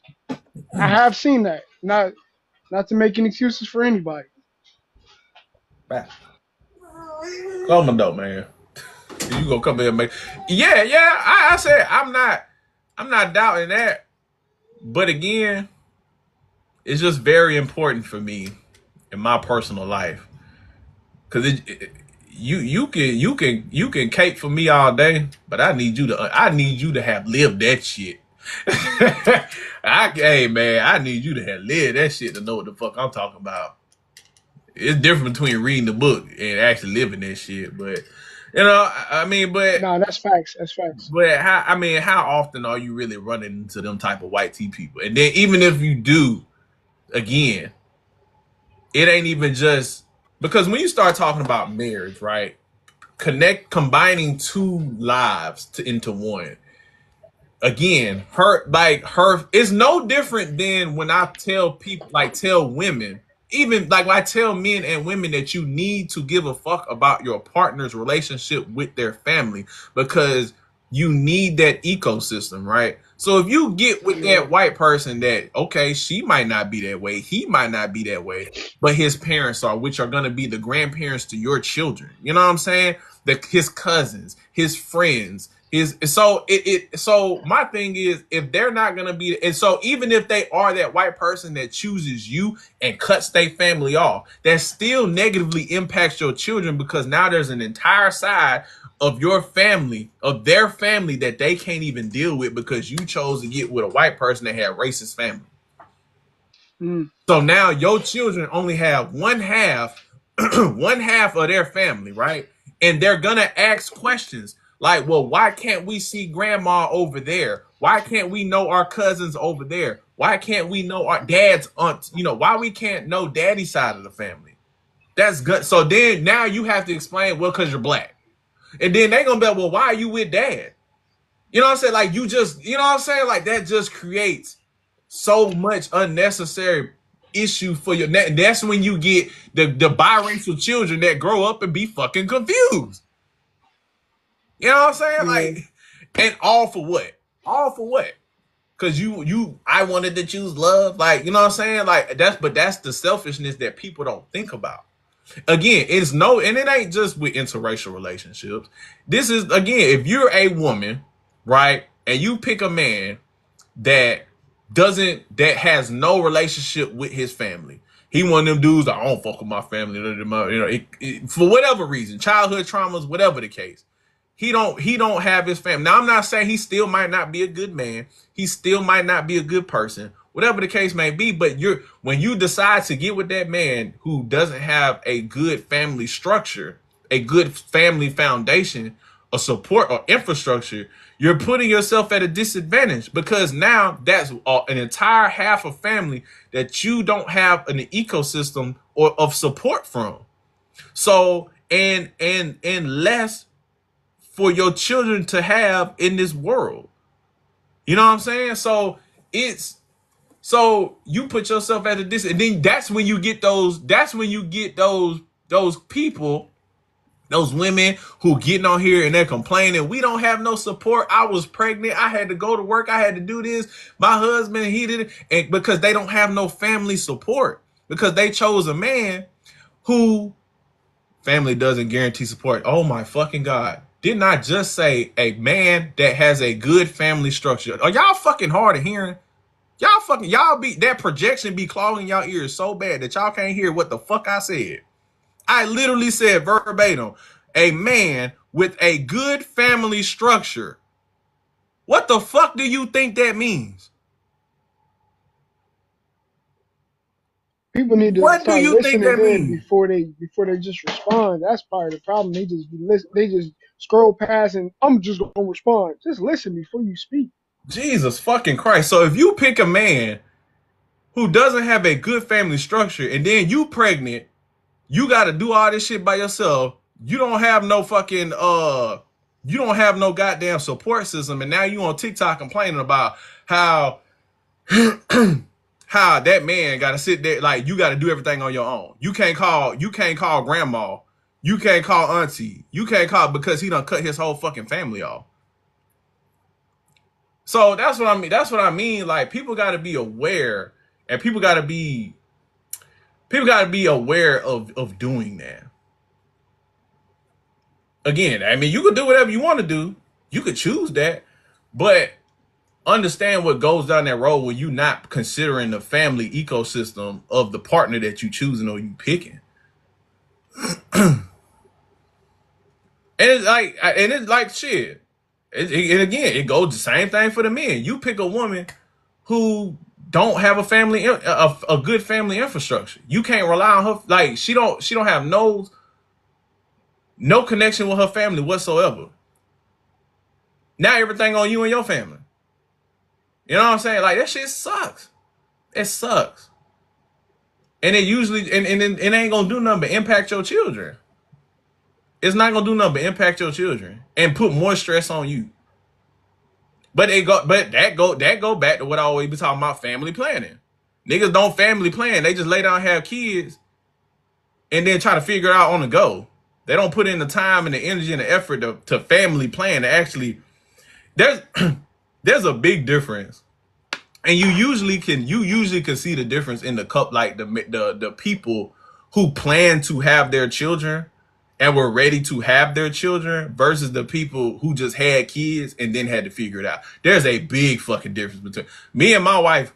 We planned our children. We said, all right, we want to have this. It's time to have this kid. Let's have this kid.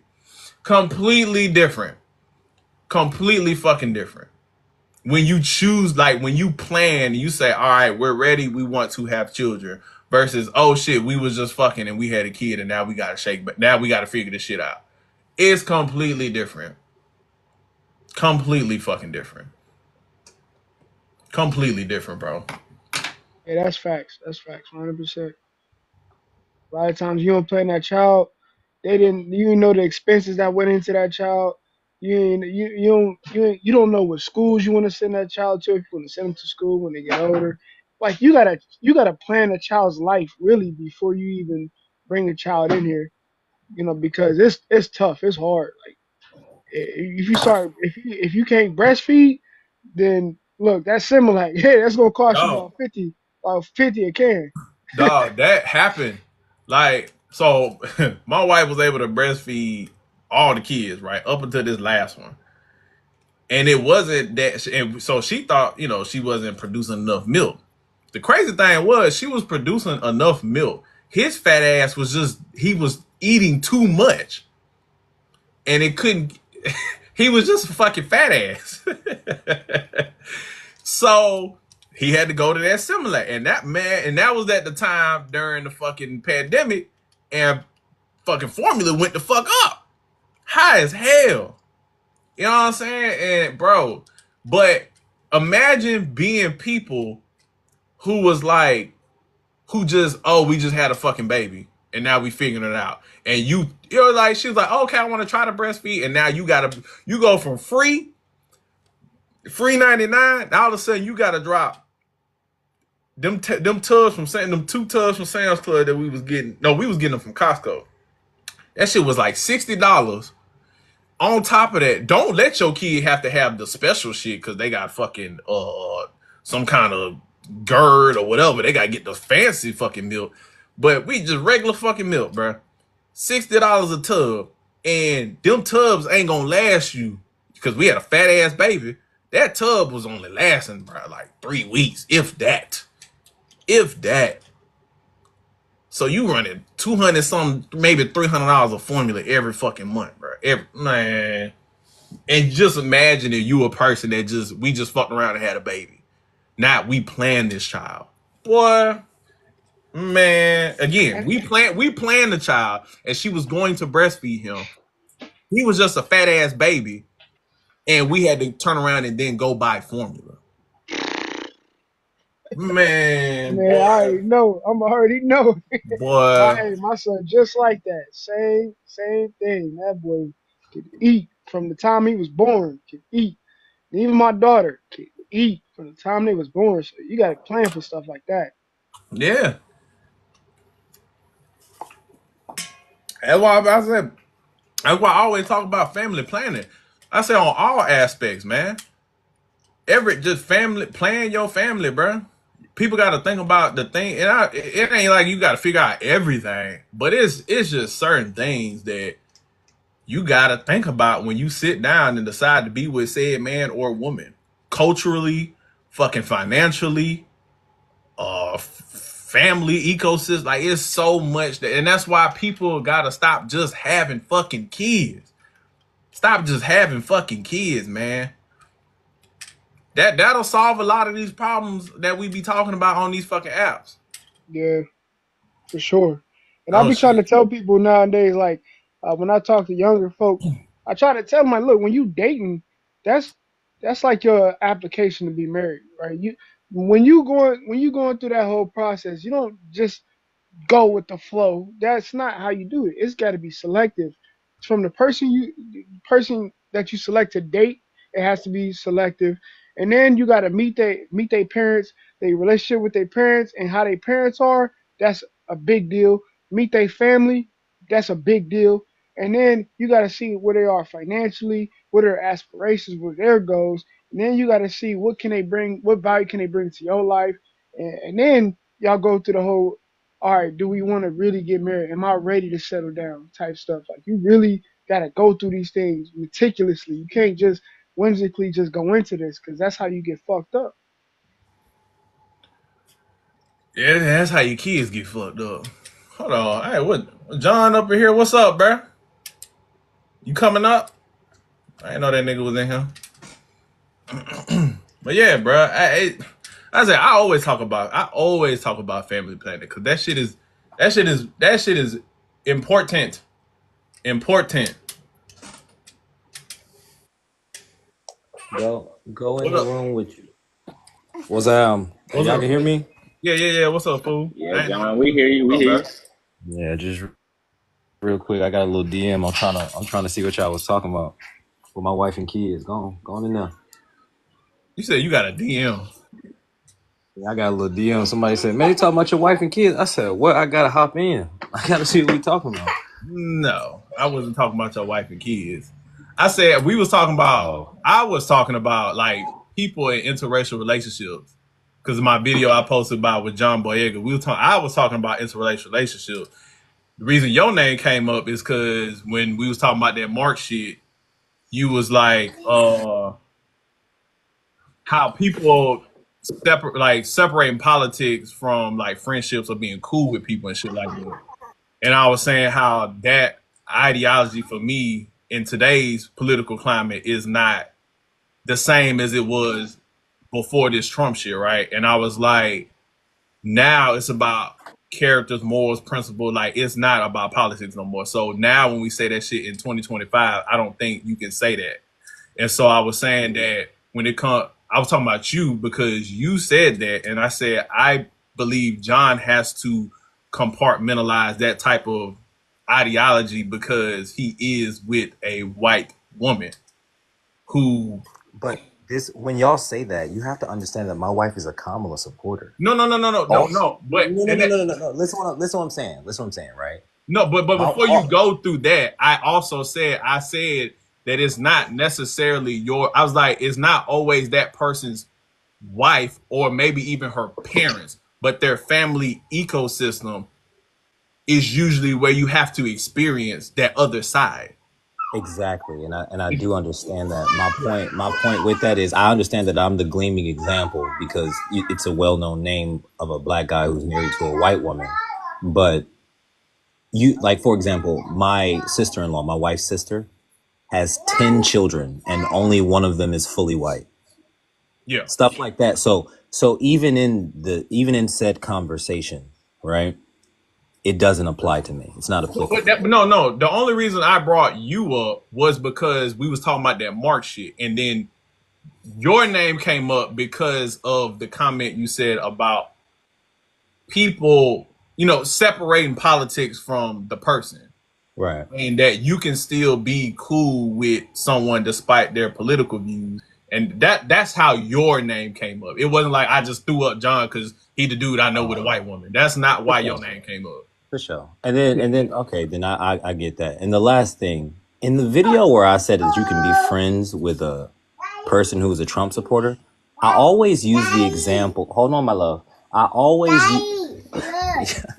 good job. Good job, baby. I always use the example of you knew this person first and you vetted them as a good person first, and then you found out that they were a Trump supporter or a whatever supporter.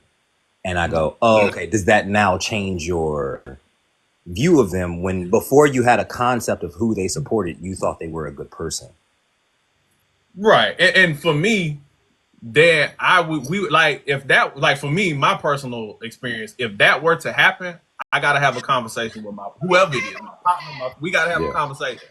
Because I I gotta know definitely, why because if I vetted you thinking you were that good person or you stood on these principles and values, but you were to flip flop to something that dramatic, I gotta question that. We gotta have a talk. We gotta have a conversation and reevaluate what we got, and whatever come from that conversation, then I'll make my decision. I said yeah. that before. Yeah, for So sure. But I feel like yeah, a lot of times, especially in these spaces with a guy like you, and I give that to you, right? You know what you're talking about. You know your stuff. You're on top of that. 99% of people are not. And yeah, just like people can be tricked into the liberal pipeline into thinking that they're just, they just know everything, people can be tricked into the right wing pipeline oh into yeah, thinking that they know everything. And just like in the example I use, like if you and Candace Owens got into a debate, I guarantee you she would eat you alive. the But thing that is, doesn't mean, listen what I'm saying. Listen what I'm saying, Benny. That doesn't mean she's smarter than you or more correct than you. She just does this for a living. yeah, for It would be sure. hard for you to compete with someone like that. Oh You yeah, understand what I'm saying? And that's what happens a lot of time online. You get people who know how to use these buzzwords and talk deep into these topics that they've studied for years and years. And then you got someone who just watched a 60-second video and you have this superiority complex over them, like, oh, you're so dumb, without realizing that there's people who support your argument who are just as dumb, but you feel as if they're on the correct side. I call them people dumb too. You know what I'm saying? Like you gotta be, and that's the thing. Like what as far as Candace Owen is trying to make this money. That's what she doing because her content has shifted now. So Candace trying to get this paper, but Everybody. Yeah. but even though there are dramatics on both sides, there is still what is right in the middle. Yeah, Well, that's not necessarily true.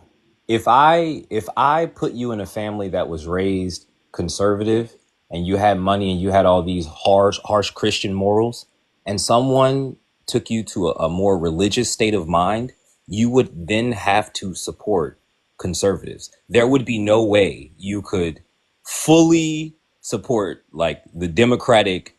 There will be no. I grew up in church. I know yeah, that I most did too. black people, yeah, I know that most black people at their core are conservative. It sounds crazy, but if you sit down and you listen to the black people who haven't been infested by social media, and take this from me, I definitely lean more left. I think Yeah, I've said that plenty of times. But what I'm saying is, if you go to church folk, like black people in the South, the people I was raised around my entire life, the ones who haven't been on social media, almost all of them, even if they vote blue, almost all of them are deeply conservative. Yeah. So when you say no, there's this right in the middle, this wrong on the right and the left, that's not necessary. It doesn't make sense. You understand what I'm saying? Because someone's reality could say that conservatism is the correct way, and there's nothing you can say to disagree with that. Just like being a black person, it makes more sense to lean left.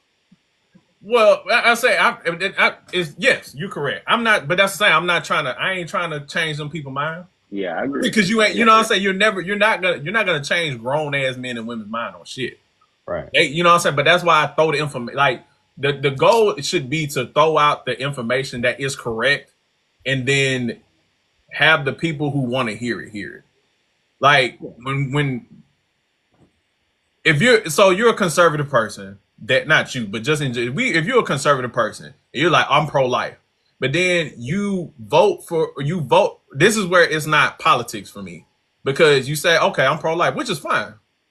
Yeah. Then you go and you vote for people who don't want children to have free lunch. Yeah. You know what I'm saying? Like, that's what I mean by there's right. There's wrong, and then there's right. Because I fully understand what you're saying. There's wrong and there's right, but what I'm saying is that's your reality and that's your perception of wrong and right. So, for example, like I said, I was raised in church and all this stuff. I strongly believe that if a woman wants to get an abortion, she should be able to just get up and get one without question. Right. You know what I'm saying? Like, she shouldn't have to make it seem like, oh, this is my wit's end. If she don't feel like having that baby, she shouldn't have to get up and have that baby. But I went to private school. I graduated with rich kids whose parents would never vote for abortion, but would 100% take their daughter to get one if they got pregnant. I've seen it in real life. So that those people exist on both sides. But what I'm talking about is their core beliefs and values. But I will say, when you start talking about religious beliefs, like not like religion is just one thing you ain't gonna change nobody's mind on. But I do think that but today, a lot of people hide behind, oh, my religion and my political beliefs, when it's really just what they actually believe in. They, like, a lot of people are using that as a scapegoat to hide their bigotry for other people in today's time. Well, yeah, you call it bigotry. Some people truly actually believe that, even though I don't like religion at all in any part of the government. But some people, and I mean this when I say it, they're dead serious. To their own detriment, they will agree with their religion. They do not care. So it's not, I don't think a lot of times, I don't think these people are masking what they truly believe. I think they're straight up telling you, and it doesn't make sense to certain people in their bubbles. Like, you're like, there's no way you can believe that. And they're like, well, the Lord said. So then they have to, it literally does not make sense. That's why when we have these conversations about correct and incorrect, right and wrong, it's like, no, these people really will vote against themselves and believe that it is correct. Yeah. So it's not necessarily right and wrong and who's in the middle and what's actually right. What's actually right to you and what's actually right to some white dude in Kansas who believes in, you know what I'm saying? It's two different things. Yeah, it like there is a general consensus of right and wrong. Like, there is a moral compass where we can all, like, we do have a general consensus of right and wrong, though. We can't act like we don't have that as a you and I might have the same thing for right and wrong, but a Baptist couple who owns a church in Georgia doesn't. Like, they have their right and wrong might totally disagree with our right and wrong, and they still 100% believe in it. And that's what I think happened with this election. Like, there's so many people who thought for sure. I made a video, sounded dumb, like, oh, Kamala's gonna win by a landslide, because I thought right. Like, people would just use their common sense and just go with what's right. So if there's no general consensus of right and wrong, that like that's what I'm saying. If we're gonna run with this, everything is subjective. There were, at one point in time, people thought segregation, Jim Crow, was right. At one point in time, people thought slavery was right. At one Yeah, point in time, people could go and point at a woman because she didn't want to have sex and say she's a witch. We need to burn her at the stake, and that was right. And that was right. also something behind religion. You know what I'm Yeah. saying? So, but we like general, like you can look at that and say that's wrong. Like that is not right. So if we're gonna run with this notion that everything is subjective based off of how someone was raised or what religion they're in, like that's a slippery Listen to what I'm slope. saying. You're fighting against your own point, right? If you talk back to the times where they were like witch, right? If most people agreed with witch and actually went through and killed her and burned her and did all that, like But literally that was right because but most people agreed with it. You understand what I'm saying? but even with so I'll take it back to Jim Crow and slavery. Did most people really think it was right? Because if they thought it was right, they wouldn't need if most people thought it was right, like 100% no, like I look at that and I don't feel bad at all. You wouldn't need the media, like you wouldn't need the the degradation of the person, like creating the narrative that black people were not human. You wouldn't need that to make people feel justified behind doing the action. Well, I don't think that they needed that to They do, justify it. I think that they reinforced it with that. but Like but they you but might call it a justification. I might call it a reinforcement. You understand what I'm saying? but Like, they did because as other countries began to abolish slavery, America continued to uphold slavery, and as people saw what was going on, they had to uphold the system, well, reinforce the system, but they still needed to push that narrative to continue to justify why they were doing it, as everyone else viewed it as incorrect. Even during Jim Crow, they eventually, did the which same is thing. why I call it reinforcement because that had to happen eventually. They had to start doing that eventually. At one point, it was just, what it was. That's why I say it's reinforced. At a certain point, they swore it was the right thing to do because slavery was a way of life, not just in American culture, obviously way before it. You understand what I'm saying? So it was just normal, yes, yes, yes, right, right, right, until it wasn't. There's ebbs and flows. Everything goes like that. Do I think that slavery was right? Bro, be for real. No. But there was a time where there were so many slaves and the whole financial system depended on it, where people were like, yes, a new influx of slaves. Here we go. Economy is about to be booming. But why but to like this people might have the the wealthy croppers might have thought it was right, but in order to make the system go, they needed the people to believe in it. So they use these tactics in order to reinforce, like you said, reinforce the narrative of doing this, so they can continue to have to continue to have support. Because Yeah, I agree. I fully agree, but it's something that conservatives are saying right now, and I hate to hear it said because it makes sense. But the whole, oh, who's gonna pick the strawberries? I know we've said I've heard you argue that, right? Who's gonna pick the strawberries? Because I'm not. That whole thing right there. In 50 years, we might look back on that and pull up clips of people saying that and go, "Dang, that was so wrong." But right now, I'm not gonna lie to you. I'm not. I'm not picking the strawberries. I'm saying, I,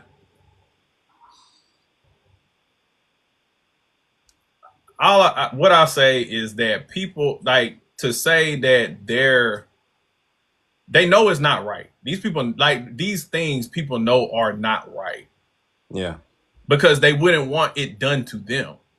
100%. Right. So, and that's what I mean by that's why they have to, like you say, white people will go out right now and vote against their own interests. Even like people will go and do it because they don't want it. They didn't think it would happen to them, Mm-hmm.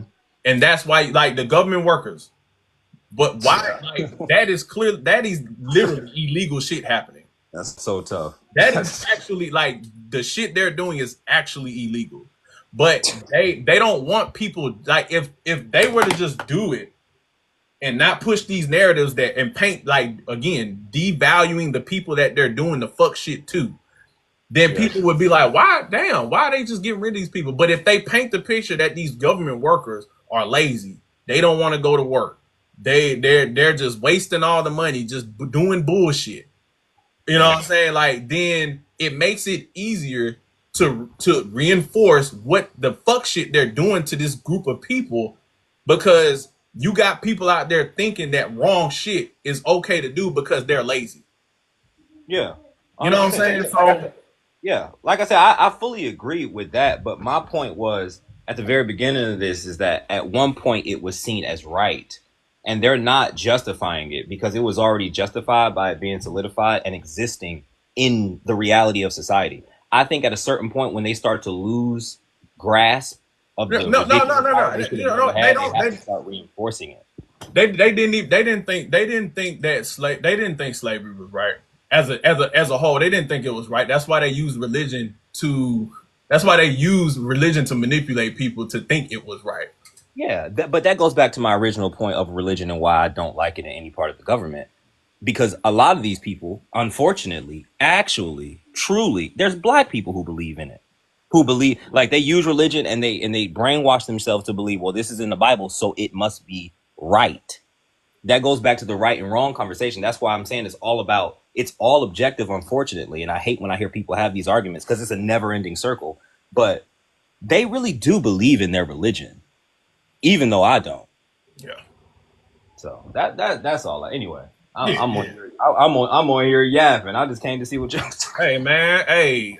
It's all good, man. Nah, bro. Whoever sent you that DM, tell them to eat a dick. So, The niggas be so messy, bro. They did the same shit to Goody, and they yeah, made it seem like I'm over here talking. I don't be talking shit about people. yeah. Hey, I ain't mad at you. I just come to check. Man, I like bro, hopping in a everybody know while. you with a white woman. I don't care about that. God damn, they was Benny over there, like, bro. Yeah, niggas be wanting some mess like some little bitches, bro. They like, man, niggas be acting like these women, boy. I tell Yeah, you. I feel it. Hey, I appreciate you for having me on. This daddy daycare around here, y'all Hey, bro, boy. I Keep already know. That's why my door closed. Leave me alone. yeah, I'm out, y'all. Y'all take All it right, easy. man. Bees out there, bro. Why these niggas be so messy? Why these grown ass men DMing another fucking man? Why these women, boy? But boy, I swear. I see why these women don't respect y'all niggas, boy. I see why these women treat y'all the way they treat y'all. Cause they when they get with y'all, they might as well be with another woman. That is crazy. But that's the second time that shit done happened. Like, that's crazy that somebody, I'm going like, I ain't said nothing negative about that man. Nothing negative about that man. They gonna sit him there, hey man, he always talking about your wife and kids. What the fuck? I ain't said nothing. Boy, that is crazy. That is crazy. That is crazy. That is crazy. But y'all some bitches. Y'all some old puss ass boy. That is crazy. Oh my lord. Man, you know them boys be instigating. That's all that is. That is some female. But I see why these women treat y'all like the bitches y'all act like. That's crazy. Oh man, he talking about you, bro. He talking about your wife and kids, bro. Like what? Remember first time I met you, I told you, welcome to the live world. That's what they do. That is nasty word. Bro, they start shit. The live world is real, real messy, bro. Men and women. That buddy, boy. That is crazy. They did the same shit when I went live about, and they were like, that's what broke Goody in that shit last time. Yeah, I just wanted to check out was gonna somebody DM me, but these niggas be deep, but y'all be in other men DMs like that. That is crazy. They be That is private. crazy. I ain't I taking ain't that. trying to be easy, bro. Hey, y'all too now. That is that boy, man. Well, I see why these women be playing with y'all and treat y'all like little boy. Y'all some boy. I'll be trying to take up for these cats, man. Boy, it's some old sassy ass niggas out here, boy. And they be the main one talking about boy. That's why I keep saying all the time. That's why I say all the time, bro.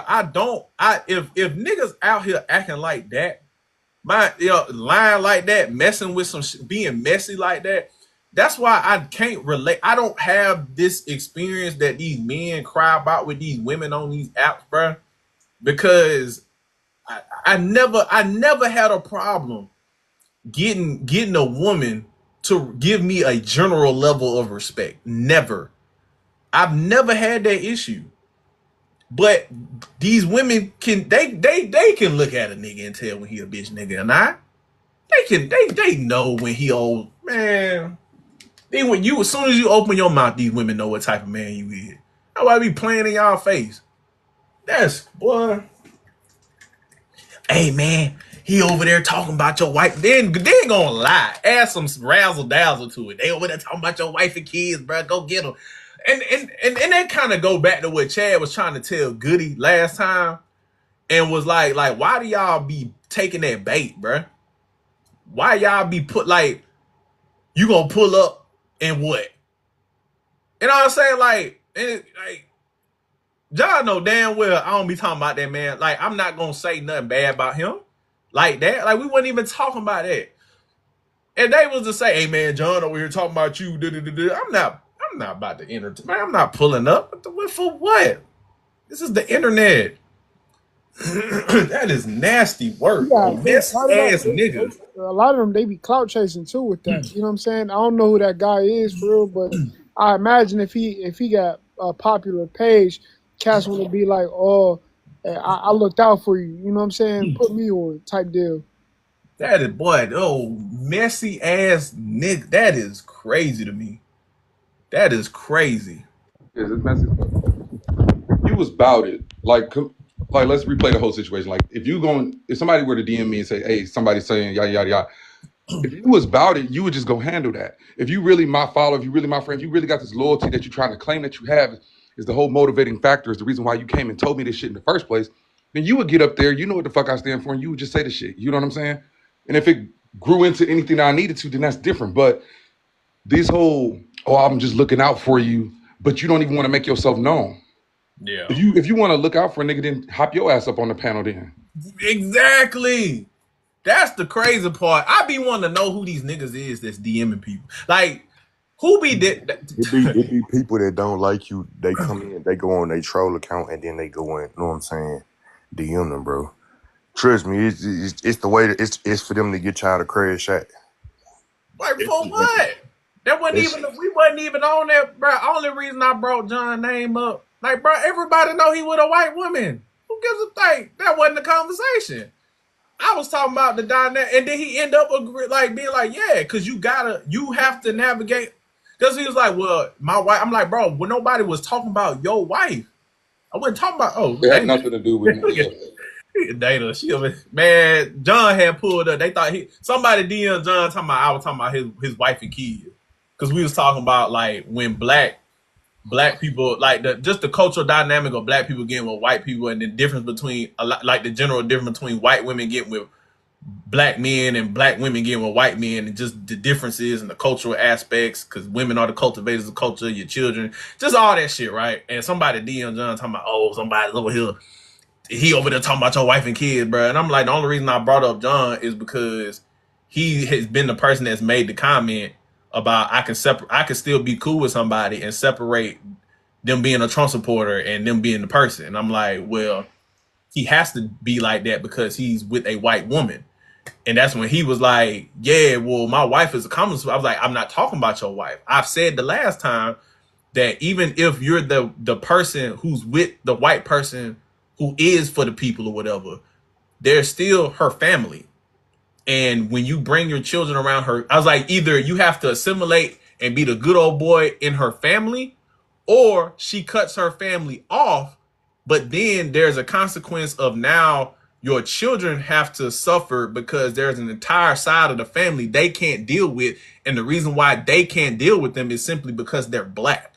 And now that's how you have those issues where you get the biracial children that grow up and now they're fucking racially confused or have to, you know what I'm saying? Like, so there's a cultural aspect you have to deal with because, you know, she or he chose to cut their family off. to be with the black person. You know what I'm saying?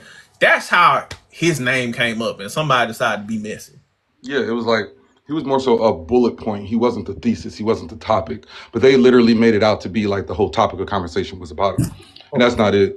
Even when it comes to like the original topic, like what you were talking about, Benny, with people trying to act like they don't know the difference between morality and religion, all that stuff. It's literally the golden rule. If you don't want it done to you, then you know that is wrong. They purposely had to dehumanize black people. Yeah. They purposely had to go on a whole campaign of making it out to be that black people were property. That was they would not have been able to lynch. They would not have been able to do the horrendous acts that they did if people actually felt that these were humans. And they know that because they know that it was wrong. Yeah. So you have to program people to believe that these people are not people, that these are just things. And then that's the only way that they were able to do the things that they were able to do. Yeah.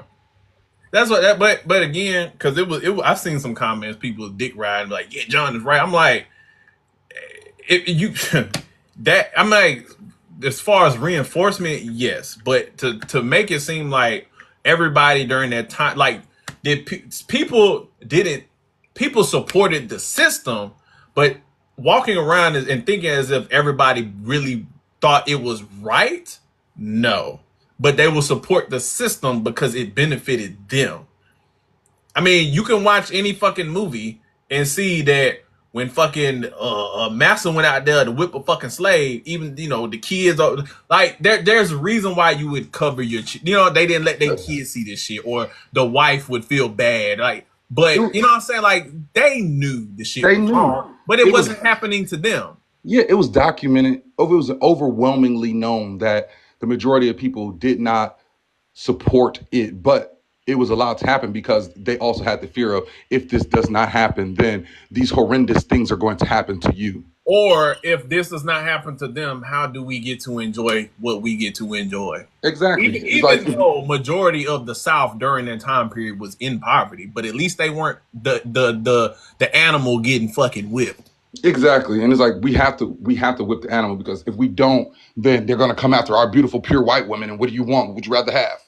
Because that's all the poor white man had to be, you know, that's all they had back then was the idea of that's our property, which was the white woman. And we don't want the animal dealing with our woman, because when he out there, you know, doing physical labor, she over there, her coochie getting wet. We don't like that.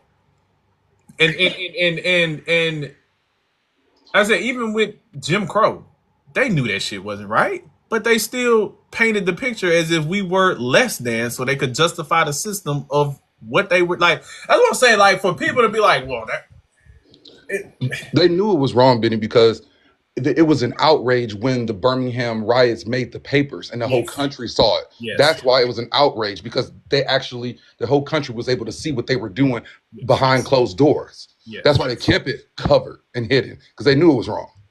And when people be like, oh, like at that time, that's why I tell people, you gotta read, bro. You gotta go look at this shit, because that's what, like, Vietnam was going around at the same time. We was doing the same shit over there. It was PR. It was bad publicity. Every time we go somewhere, how do you think we got the fucking war in Iraq and everybody justifying that? What did they do to make it an entire fucking war that we know damn well was unnecessary, and we know why we did it? What happened? Now the towers, it's the primary, and then Islamophobia came right after that. Exactly. It's the primary reason why Mamie Till left Emmett Till's casket open, because she wanted people to see what the people had done. She did not want to have a closed casket because she wanted it to be known. So that's the whole reason why. Like, so for people to say that people weren't unable to tell the difference between a humanity, morality, and what's being taught to them is not true. Are there people that are like that? Yes. But those people are usually like exemplary cases and usually just fucking fanatics.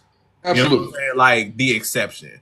But the general population of people knew that shit was wrong. Right. And the general the things would not have been able to go over, like even when you brought up the witch trial things, these things would not have been able to go over on the general population. The general population would not have accepted them if they were not first socialized and brainwashed into believing that this is the lesser of two evils. We must do this because this will happen if we don't. Yo, Yeah. What you about to say, Slim? nah, I was just saying I'm agreeing because it was a social conditioning that had to take place first. Then it justified the negative actions. You know what I'm saying? Yeah, you can look at everything, bruh. Even what just recently, what just happened over there with them people that we can't say they fucking name? What did they have to do? The Islamophobia have to dehumanize them people to Mm-hmm. go out there and do a demolition cause for what they want to build, which is the goddamn canal. But it was luckily TikTok was here and it threw a monkey wrench in their fucking plan, so people were actually able to see what was really fucking happening. And then you be like, damn, that shit is fucked up. Like, oh damn, they not just terrorists. They not, you know what I'm saying? Like that's why even when I first went like social programming before I grew up in the church, Baptist, Southern, all that. Thought them people were just God's people. When I took my black ass over there and I went to Israel for the first fucking time and I saw in real life how them people really are and how they treat people, especially black people, I said, damn, that ain't what, you know what I'm saying? Like, so to sit here and say that people don't generally know what's right and wrong and try to be like, oh, there's nuance and subjectivity to everything, that's a slippery and dangerous slope to go down. Because like we know you ain't supposed to be talking to no little kids. You shouldn't, as a grown person, you ain't supposed to be doing no little. You know that that's generally fucking wrong. But there are people who believe that that's their religion or whatever.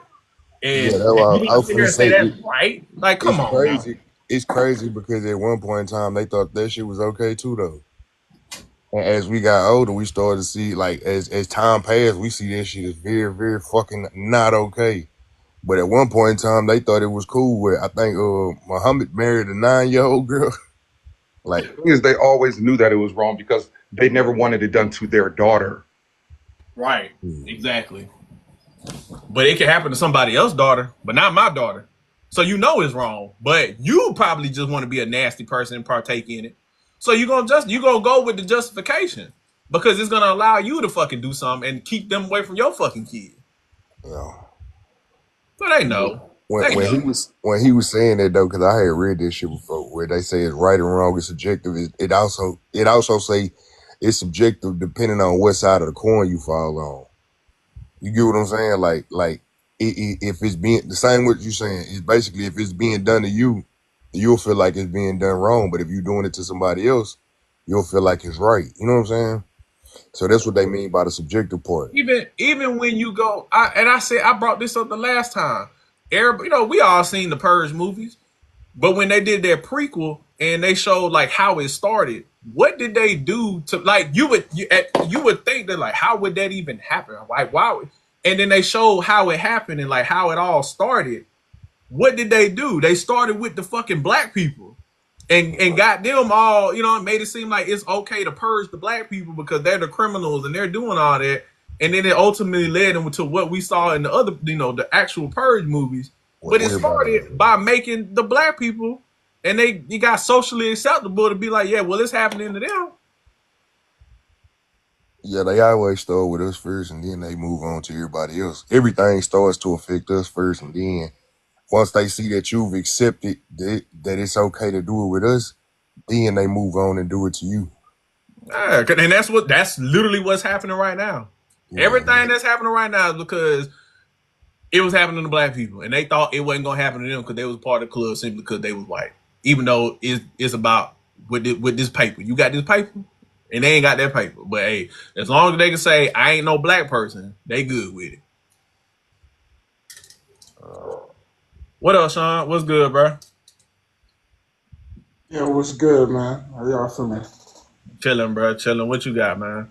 Man, I was just listening in because I was trying to catch up on the conversation, but I I know that in a lot of these old lifestyle, these are like people that started things.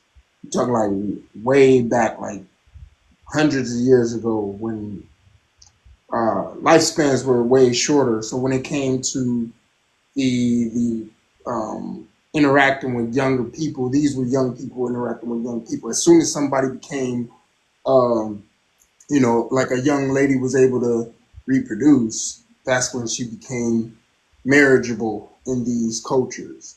So I just heard that part, and that's what I wanted to. I'm still listening in, but I heard that part, and I'm not saying it is right, but in current modern day society, of course, we've made those things illegal, of course. But back in those times, people were lucky if they made it to like 50 years old. You know what I'm saying? So they would have their daughters. They would literally, once their daughters get to a certain age to where she could have kids, that's when he was trying to get her to get married, and then use her as a way to connect them to more powerful families and things of that nature. So, but I'm still listening. So Yeah. I think with that point, we also have to take into account, just like now, just like with everything, economics. The families that were primarily engaging in, their underage daughter were either super poor and they needed the money. So I need to sell my daughter essentially so that we can have some money, or I need to sell my daughter to this man so that our families can unify and we can share resources. Or these were also, as far as like, more modern times, where these were when men married like really poor women. It was more so, I mean, when men married very young women, it was more so that these women were very, very poor and they didn't have families. So it's usually an economic reason. But as far as most men who are financially sound and who were financially sound, they did not voluntarily give up their little girls just at her first menstruation. Mm-mm. At all. Unless, like you said, it was to gain more power. Yeah, broke a piece or something like that. Yeah, brokerage of peace, unification of power. yeah, exactly. It's like That if you had a powerful family, I had a powerful family, you had a son and I had a daughter. It's like, all right, cool, let's but unify. they still knew. They still didn't know. They still knew that shit was wrong, but they didn't give a fuck because I'm getting this entire. We're having a military alliance. Fuck my daughter. She'll be all right. Like whatever. Yeah, women were looked at differently at that day and time too, though. You know what I'm saying? They were looked at as property, not as Yeah. they fell under the same stigma that black people fell under. Well, and that's even happening today with Google. Look up the dancing boys of Afghanistan. There's something called the Bachibazi. They do that with little boys over there. Mm-hmm. Just watch it. Yeah. So I said for people to but I don't know. I mean, I said I do again like the idea, this notion that everything is subjective, but like it still bleeds into the ideology of everybody's special. We're all different. We should. There are like there is a consensus right and wrong.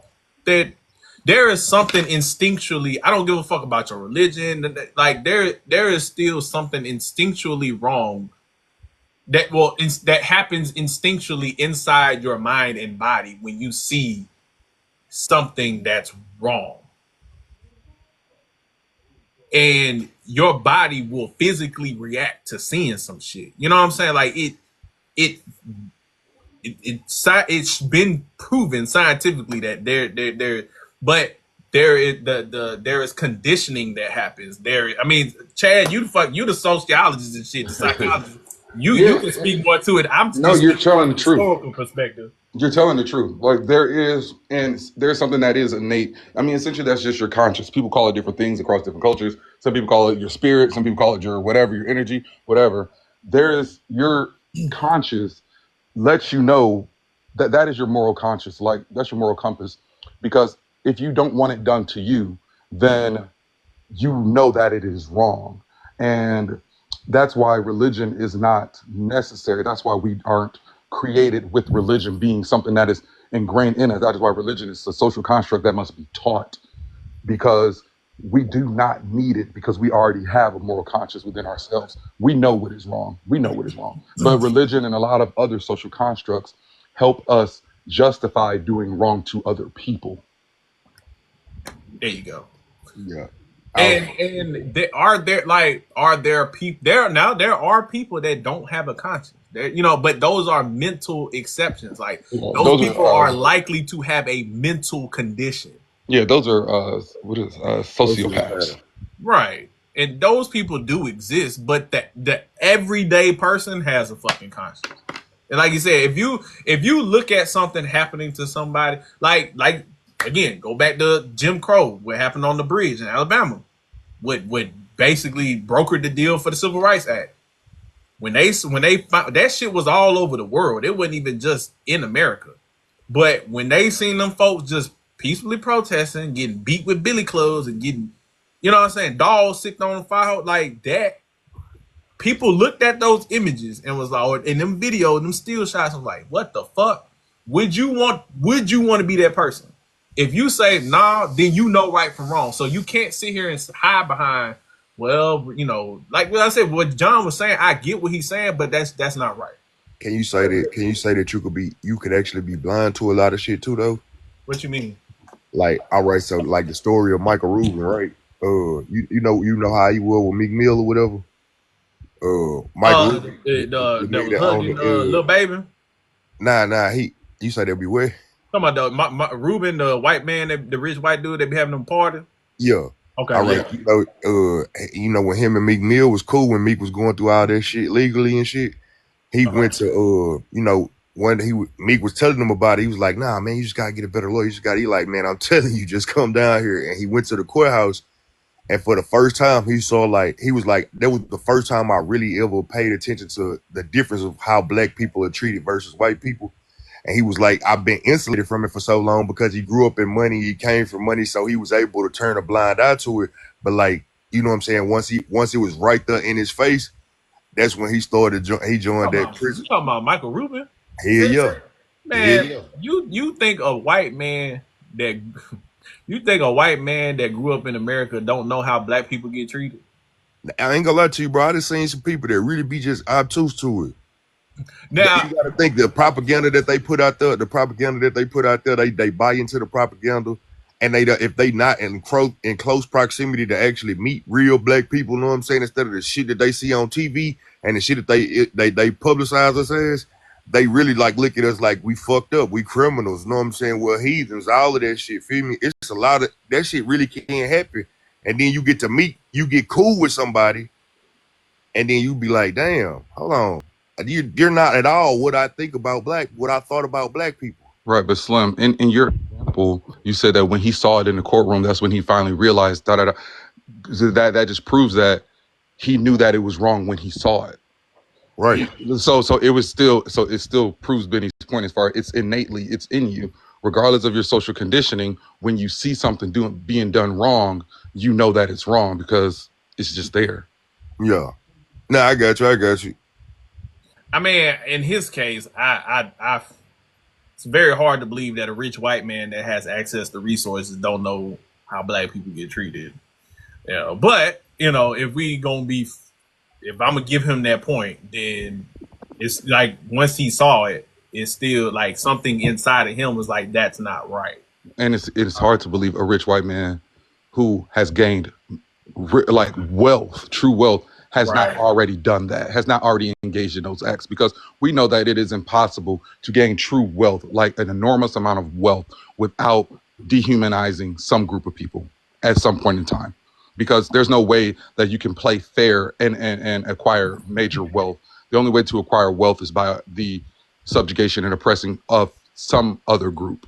Like even when I was working at a car dealership, the way that I could get, when I used to manage a car dealership, the way for us to make money was to take advantage of the poor and uneducated.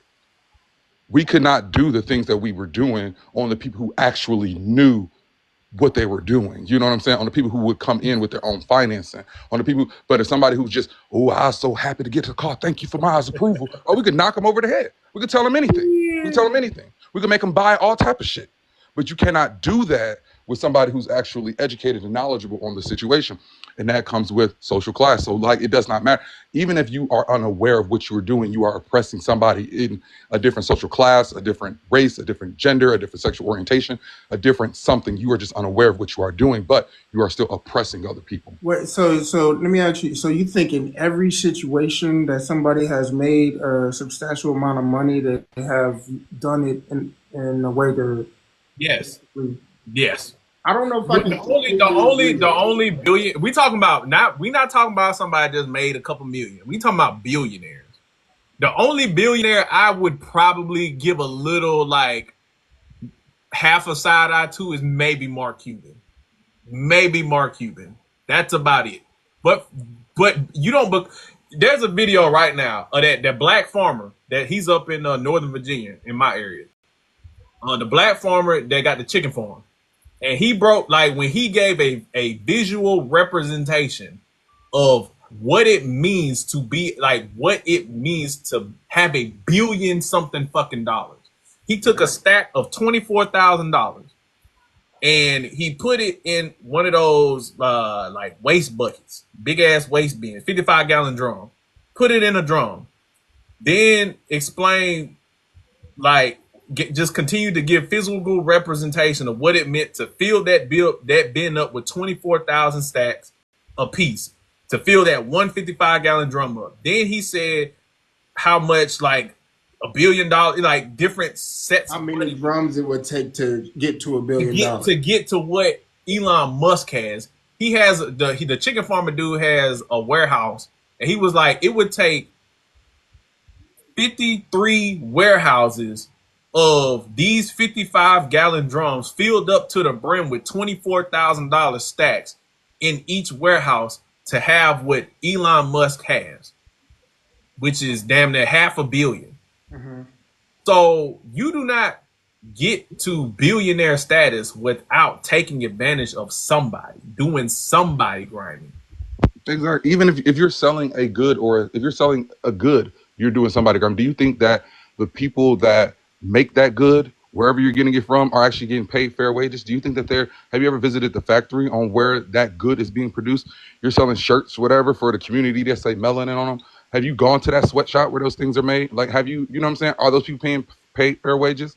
You know, they're not. Even like, somebody's the farmer guy, he's a good guy to go watch, because he even broke down like the chicken, like why eggs are so high right now, and it's basically because they just want to charge what they want to charge. Well, who is the farmer guy? Like, what? How can we? I don't know his name, but just type in black chicken farmer. He'll pop up. He a light skinned dude, and he 9 times out of 10 he gonna have some Washington Commanders paraphernalia on. Well, I was just like, you can't even be a successful business owner, period, regardless of your level, without taking advantage of people.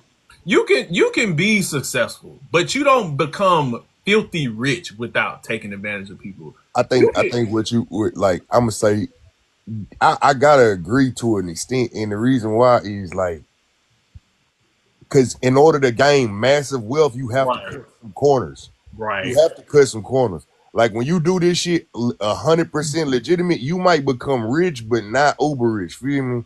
Like, I say you could be a successful business owner. You can that's what I'm saying. You can become a millionaire being ethically sound. But when you start talking about 100 million, 200, 500, $1 billion, I just don't think people understand how much $1 billion really is.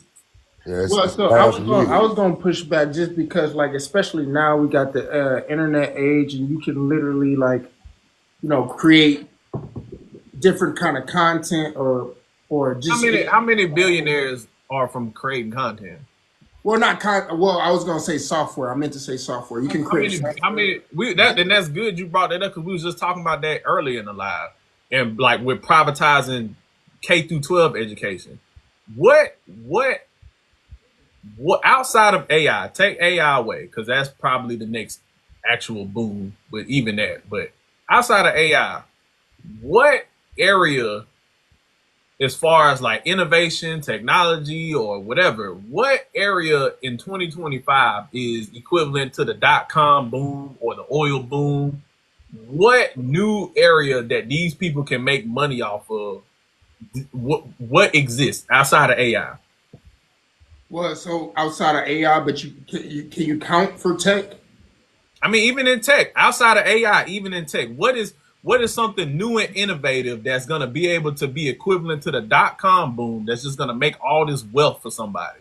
Content creation It's shit. just education. It's education right now. Even education, like I mean, and that's like it's already right privatized. with college, but that's why they trying to privatize K through 12 because there's nowhere like they conquered every avenue to get rich and wealthy off of. There's nothing left.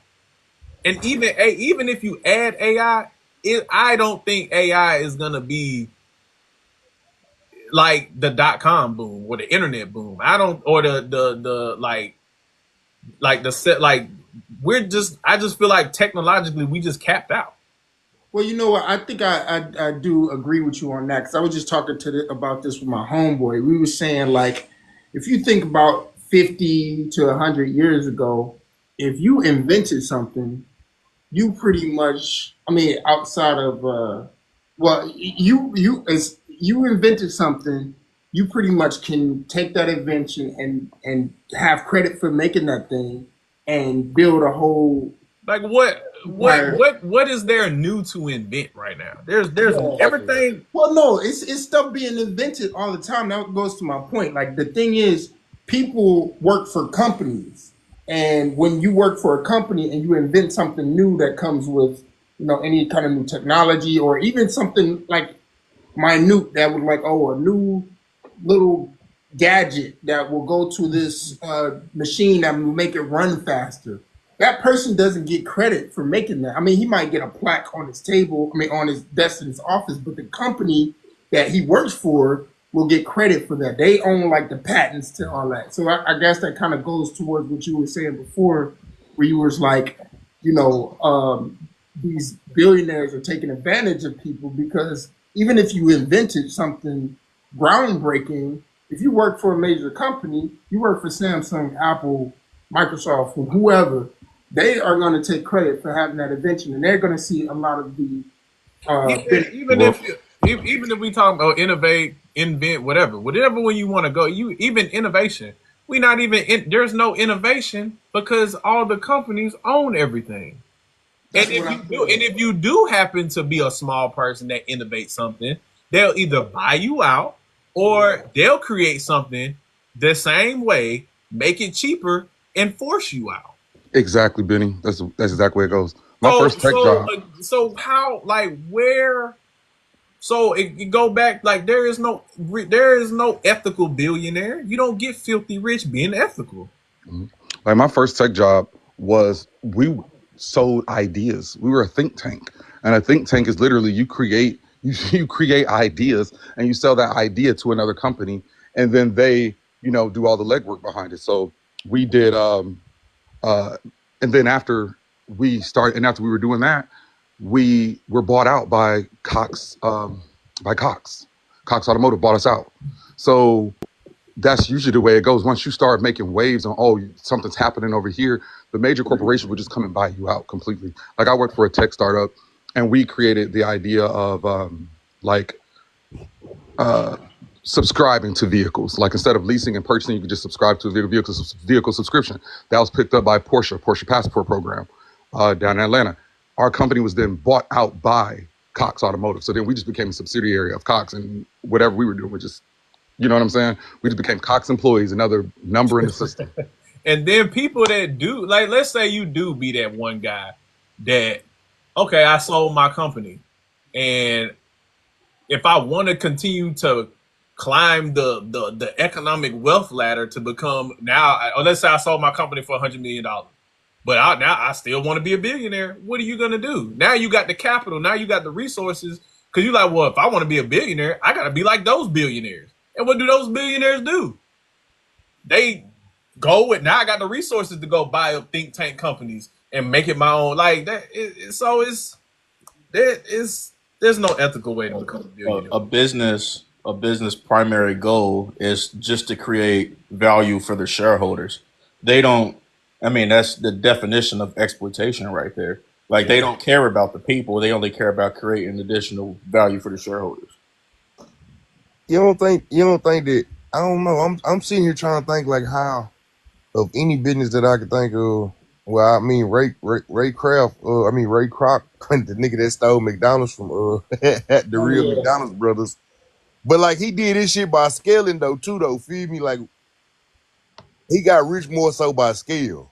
Correct, but it was. We also know that it was unethical based Yeah, on how he started. He stole absolutely he stole it essentially. So it. there's no way to amass great wealth without being unethical. I think was Let me ask something. So, like, okay, so say you create a business and maybe you don't have the resources to scale in that aspect, but somebody comes to you to buy your business because they have the ability and the connections to scale at that point. Is that necessarily a bad thing? Because when you no, it's not a bad thing, but that also proves that you do not have the great wealth. So that's why you sold, because you didn't have the great wealth. The person who has the great wealth is the one who's going to be has the power to be unethical. Well, yeah, because I've met I met this one guy. I'm from Detroit, so in Detroit, it was this guy that I ran into, and his whole thing was just starting business just to sell. Like he'll start a business, get to a certain point, and then he'll start. Once he get to a certain point, he'll find people to buy the business from him. And he literally just Yeah. split. Absolutely. That's what happens with apartment complexes all the time. They build it, then they sell it immediately. Yeah. So I mean, I think that's just a part of capitalism. And I know capitalism isn't necessarily the greatest form of, the economic form, but I think it's like the one we have, and it's like you kind of just have to learn to benefit from them. I'm more of the person that like play the cards you dealt, you know what I'm saying, and just try to make the best out of your situation, because I think we do have to be mindful that we are in a position where we can use these strategies in our benefit as well. You know what I'm saying? And I just don't. I don't necessarily. I try not to have a victimhood mentality. I try to always think like, okay, this is Absolutely. this situation we in. How do we? How can I benefit from this so that me and my family can have But that? that's the trap though. That's the trap that allows this system to continue to become hyper capitalism, because everybody, like the average person, thinks they're closer to becoming that billionaire or that millionaire than to being that guy begging on the street. And oh well, if I can start my business, then maybe I can be this, or if I can do this, then I can become that. And it's like, why can't it just be? Why can't we have it to where we just want to be comfortable and live, enjoy our life, be able to pay our little bills, go on a little vacation or two, and buy a little nice car and just live our life. Well, I think I that think the world desire to also. be super wealthy, you know what I'm saying, and be able to it leads it goes from a point of freedom, feel me? Like some people are comfortable with certain levels of freedom. Other people want extreme amounts of freedom, like the ultimate freedoms, feel me? Like so when And you go and to the and but other that's Yeah, the thing though. They want that, but how many people actually achieve that? How right. like everybody you can't so get it. so so this is my thing with this capitalist, like the capitalist belief that we could just start businesses and take advantage of the system. If it was that easy, do you like if the game wasn't rigged, like if it was just free market, do you think that these people who rigged the game would just let you come up? Yes, I It was would gonna never say work. it is that easy, but that's the reason why they put regulations on it to make sure that No, they there charge you But actually there's for it. no that's way. the thing. There are no there and right now that's what Trump is doing, getting rid of the regulations. They don't want regulations. The federal Nixon and FD they put regulations in. FDR put regulations in to prevent what we're experiencing now. But Reagan, which is the person I always call the Antichrist, was the one who took all. That's why I said Trump is literally taking Reagan's playbook.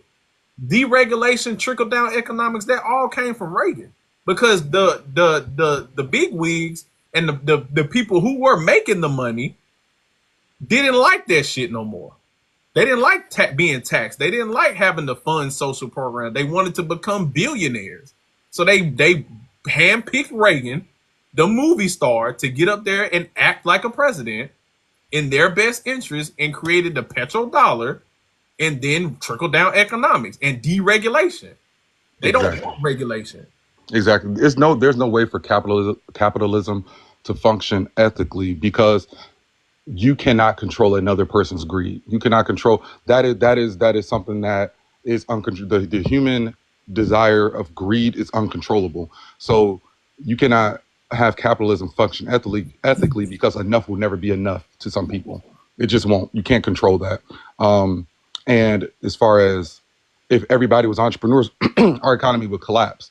That's why the powers that be want to keep people dumb and uneducated. That's why the powers that be want to keep people out of schools and things like that, because that is the only way that somebody can attain some form of social mobility. For example, Martha Stewart was born poor white trash. She went to college, and in college, there was a girl who would get driven to school every single day in a Rolls Royce, and she was in her class. And Martha Stewart was a very pretty woman. She used to model when she was very young, and the girl in her class said, "You know what? You're really pretty. I think you should meet my brother." And that's how she got put on, just like that, because she was in the same room with the rich people, because she was at college. But by keeping people away, but by keeping rich with the rich and poor with the poorest, you will eliminate a lot of the social mobility that has happened. The reason why some people have been able to move up. Capitalism wants to keep certain, you cannot have a nation of entrepreneurs because our system would collapse. Look at Right. other countries that do not have an economy, the countries that people are coming from. These, like if you look at I don't know, like, the reason why people open up gas stations and restaurants and all that other stuff when they move to this country, it is not because they're doing better than us or we give them any more money. It is because that is all they know how to do. In their country, there is no such thing as going to fill out a job application. There's no such thing as going to get a loan. There's no such thing as, because they do not have an economy. Everything that you have, you must buy in cash. House, car, everything has to be done in cash. If you need a job, you create it. You start the business. But for that reason, everybody's entrepreneurs. But also for that reason, there is no economy in that country. So that's why everybody cannot be entrepreneur. They're not doing any better than us. All they know how to do is create a business, because they don't understand the concept of going out and filling out a job application and stuff like that. That just doesn't exist in their world. So for by that, would you say that you think that capitalism is a necessary evil? I think capitalism. There's like, first of all, there's no better system. Like, every system has its pros and cons.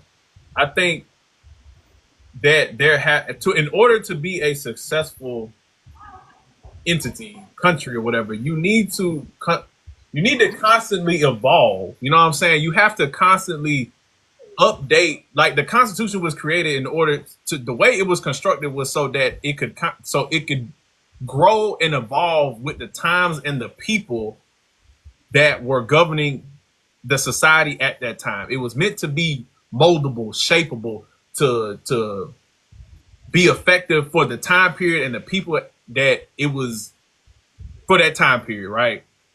But there's nothing wrong with capitalism, which is why they had FDR in order to, like, get us out the Great Depression, do all that shit, and then we benefited from the World War II. The regulations came in place to control, like Chad said, the greed, because if you do not put checks and balances in, then the system runs rampant. And the greed comes from, that's why I say that this whole, like, we're not special, we do the same shit. This men in modern times, back in the day, they used to go to war and conquer people, conquer countries, take land, take resources. Now in 2025, they conquer with their wallets. Men have an innate ability, like this innate drive to want to take. And we're not gladiators. We're not, we don't do that in modern times. So their way to, quote unquote, get that inner conquering out is conquering financially. That's why right now the goal is who's going to be the first trillionaire. You know what I'm saying? So how do you do that? How do you become that guy how do you become a trillionaire after already becoming a fucking multi-billionaire? You have to cut, you have to gut, you have to take advantage, you have to scheme and manipulate and do all these different things. So, But when you all right, so like, is paying people when you let's just say like for a situation like Amazon, right? Mm-hmm. You see the wage that they pay them as being unfair. Cause they pay pretty damn good and they got benefits and everything else. But I know So that it's a small fraction of the profit that they bring in. they have the money to make it to where people don't have to work. Like you wouldn't have to do half the shit you do, and that man would still have enough money to do everything he ever could dream of. They could pay you. If they could pay you up, that man has enough money to pay everybody $100 an hour and give them the best benefits in the fucking world and buy them all a house. And he was. That's what I say. I don't think people understand how much $1 billion really is. And these people are worth multiple billions, hundreds of billions. Exactly. And then the problem with Amazon isn't necessarily the dollar per hour pay that people are complaining about. It is the way that they again are cutting corners because it's slave labor. You cannot even go to the bathroom if you work at Amazon. Everything is tracked to the minute, to the second. They know exactly where you are all the time. That is the thing that people have. That is the uproar that people have with Amazon. It isn't necessarily the dollar per hour wage because people can agree it's pretty decent. People can agree that the benefits are great. It is the fact that when you get that job thinking that you're going to be treated fairly, you can't even go to the bathroom without Taskmaster whipping that whip. The working conditions is ass too. Man, Morning, But Benny. that's why they want to get rid of DEI because that's why I said people don't even understand what it is. It's not, oh, we're gonna hire you because you're black. It has nothing to do with that. It's a part of the ecosystem of equal opportunity. DEI is workplace environment, making a healthy workplace for the people that you hire. So giving you PTO, giving you incentives or you know positives for doing certain things, like that's what it really was. But they want people to think it's to get rid of. It's because they're hiring black people over white people, and No, now they're getting rid of it. Now, Elon, I mean, fucking what the bald nigga, Amazon nigga, Jeff Jeff Bezos Bezos. can make an even shittier work environment and do things and make it more of a fucking slave ship to the workers that he hired. Exactly. Hey, Like Benny. Good morning. Hello, who that? Melody. Hi. Hello, how you doing? Hi. I wanted to say just on what you were saying. I apologize. I think I interrupted someone, but along the lines of what you just said, and that gentleman was talking about the working conditions. You are exactly right. When people only know enough to have an opinion about it, that's dangerous. And what do you think got us an 8 hour working day, a 5 day work week, That's really things, four. bathroom breaks are not, that's a reasonable work environment. These people are getting rid of that. Mm-hmm. They're getting rid of that. I remember as a younger woman, I was able to apply only for jobs that I knew treated their employees well. At some point, in order to live, in order to eat, in order to feed your family, you will only have a few options, and they will all be the same working conditions. Yeah, that's why. Who was damn, who was up here earlier? Buddy that was up here earlier was talking about his cousin. I'm like, y'all 18, 20 years old. By the time y'all where I'm at 32, I can only imagine how shitty it's gonna be for y'all. Cause it's shitty for us right now. So Yeah, I can they only got me making imagine. $100 an hour and still broke any motherfucker. Goddamn me. But you see, that's how Elon Musk is going to become the first trillionaire because that's making way for AI technology to take over in all these industries. They trying that's the whole goal of AI, is to take over.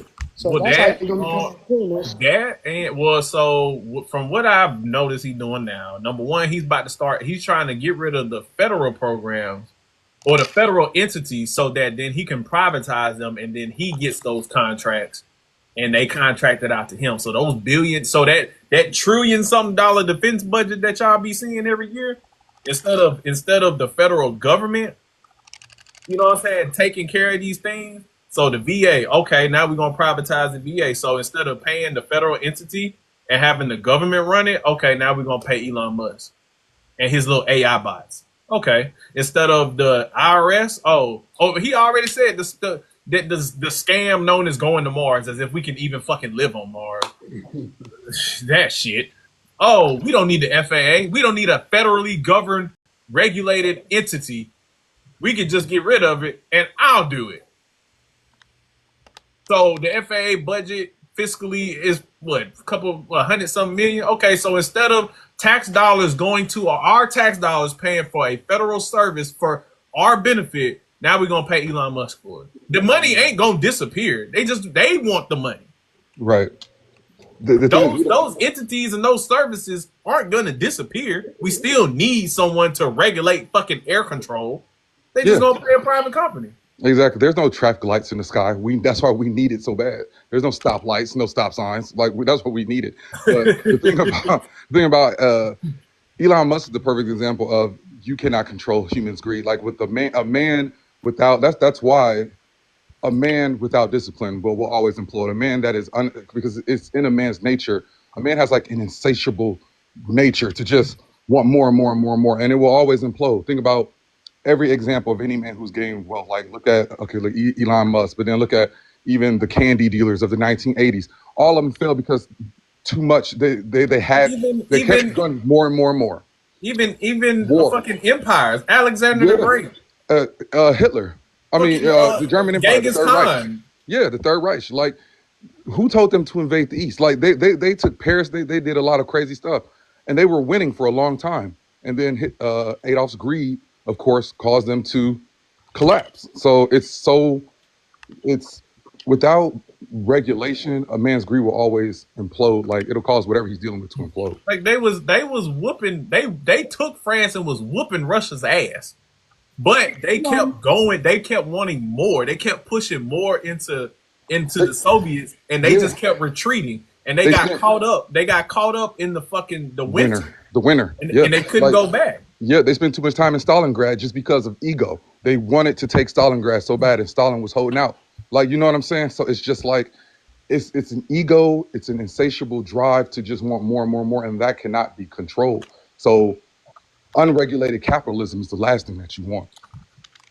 Do you think that the survival of the fittest mindset is a fucked up one? That's mainly what capitalism thrive off of. Without regulations, capitalism thrive off of the survival of the fittest. You know what I'm saying? Whoever's the strongest is gonna be on top. Well, I mean, I don't know.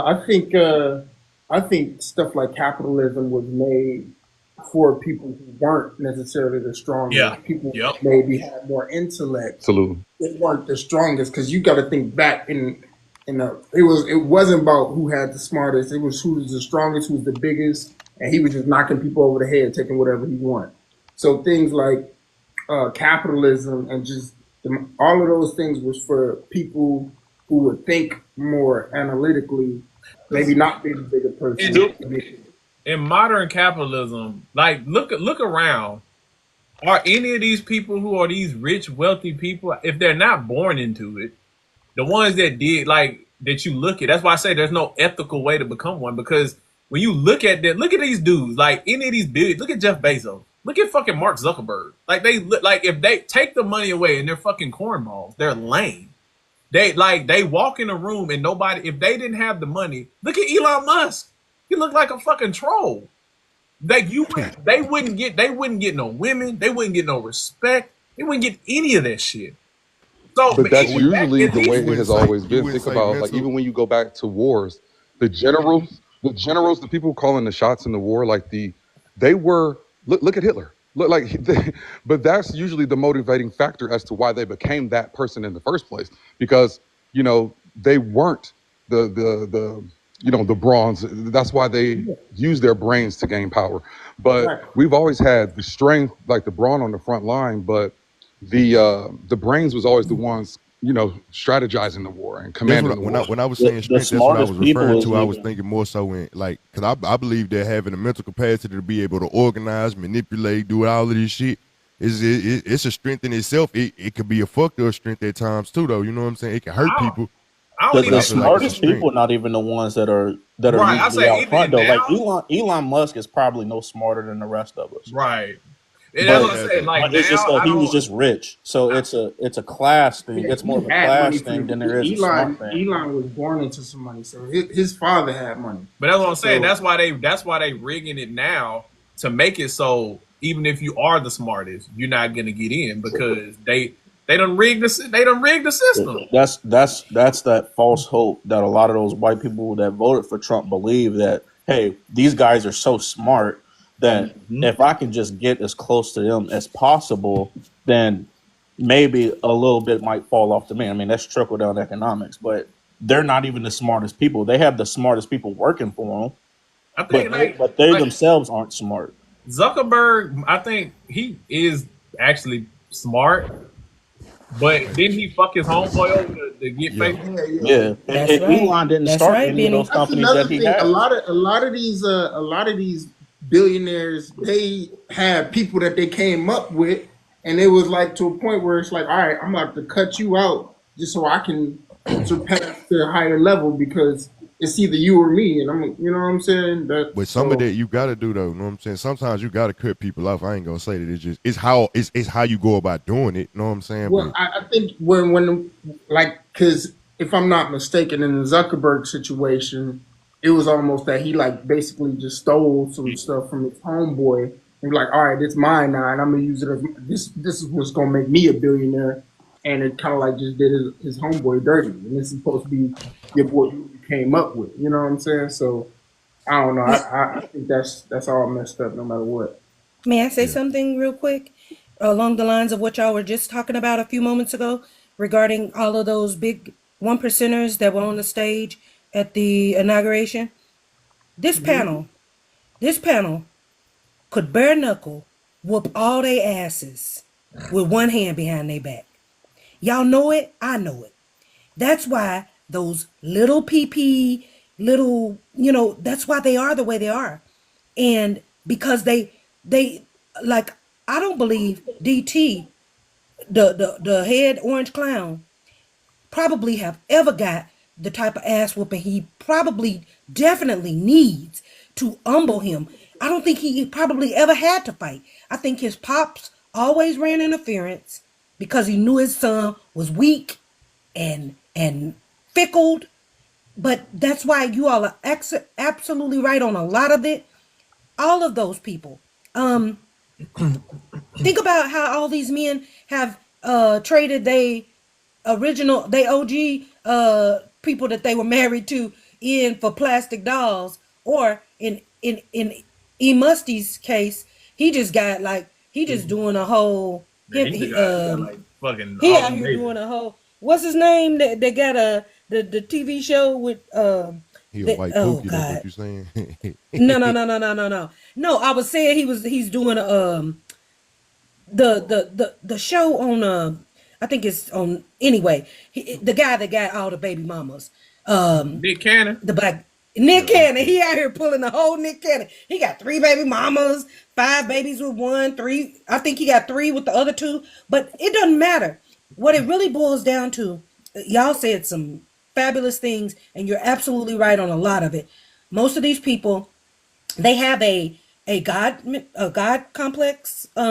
They are really trying to figure out how they can corner the market on getting all the resources of this country and ruining this country to the point that the only people, because if any of you all on this panel, do any of y'all understand the background or the history of, let's say, Haiti? Do you understand the concept of what's going on in Haiti Yeah. and how long it's been going on? Yeah. There are people that live very, very, very, very, very well in Haiti that are black. Very well. But guess what? They sold all them other people out down where they can actually see the slums from their windows if they want to. They got trees growing up on Yeah. that side Right. so they don't actually have to see people suffer. But there's gonna always be somebody within our community that's gonna be okay. But they gotta sell somebody for it to happen. And this, I think all of y'all were saying when I first came up on the panel, which made me stop, and that was understanding that in your heart you will know it ain't right, but you'll have to make a decision. of whether you want to be like that or not. And I was having a conversation with my husband. He had to go. We caregiving for his mother. She has dementia. But I'm probably one of the oldest people on this panel. I'm 56 years old. I live in a red state. Every county in my state went for this orange clown. I was an actual. I'm still an elected official.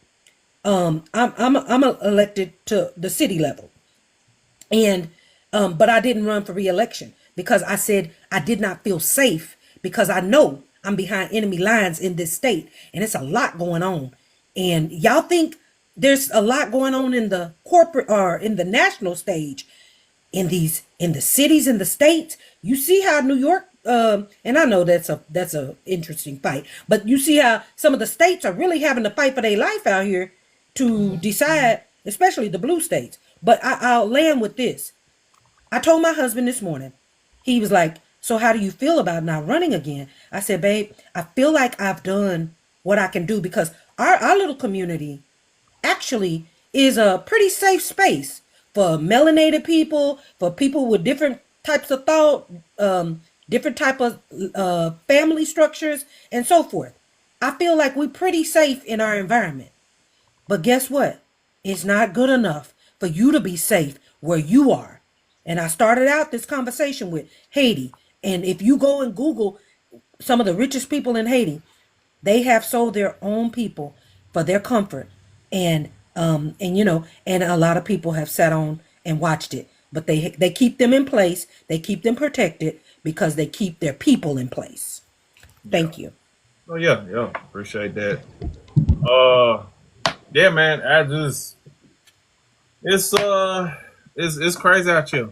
It's crazy, and it sounds like doom and gloom, but this is why the conversation I was trying to have the last time I was live with Mark was the message that was trying to be conveyed was so important because people be like, oh well, it doesn't matter, the game's rigged, but it's like it's rigged because y'all let them rig it.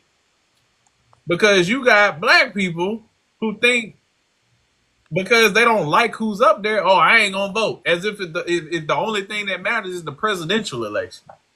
You got people that don't understand that or don't give a fuck about, like, you can't complain about the system, but then you don't even engage in the system.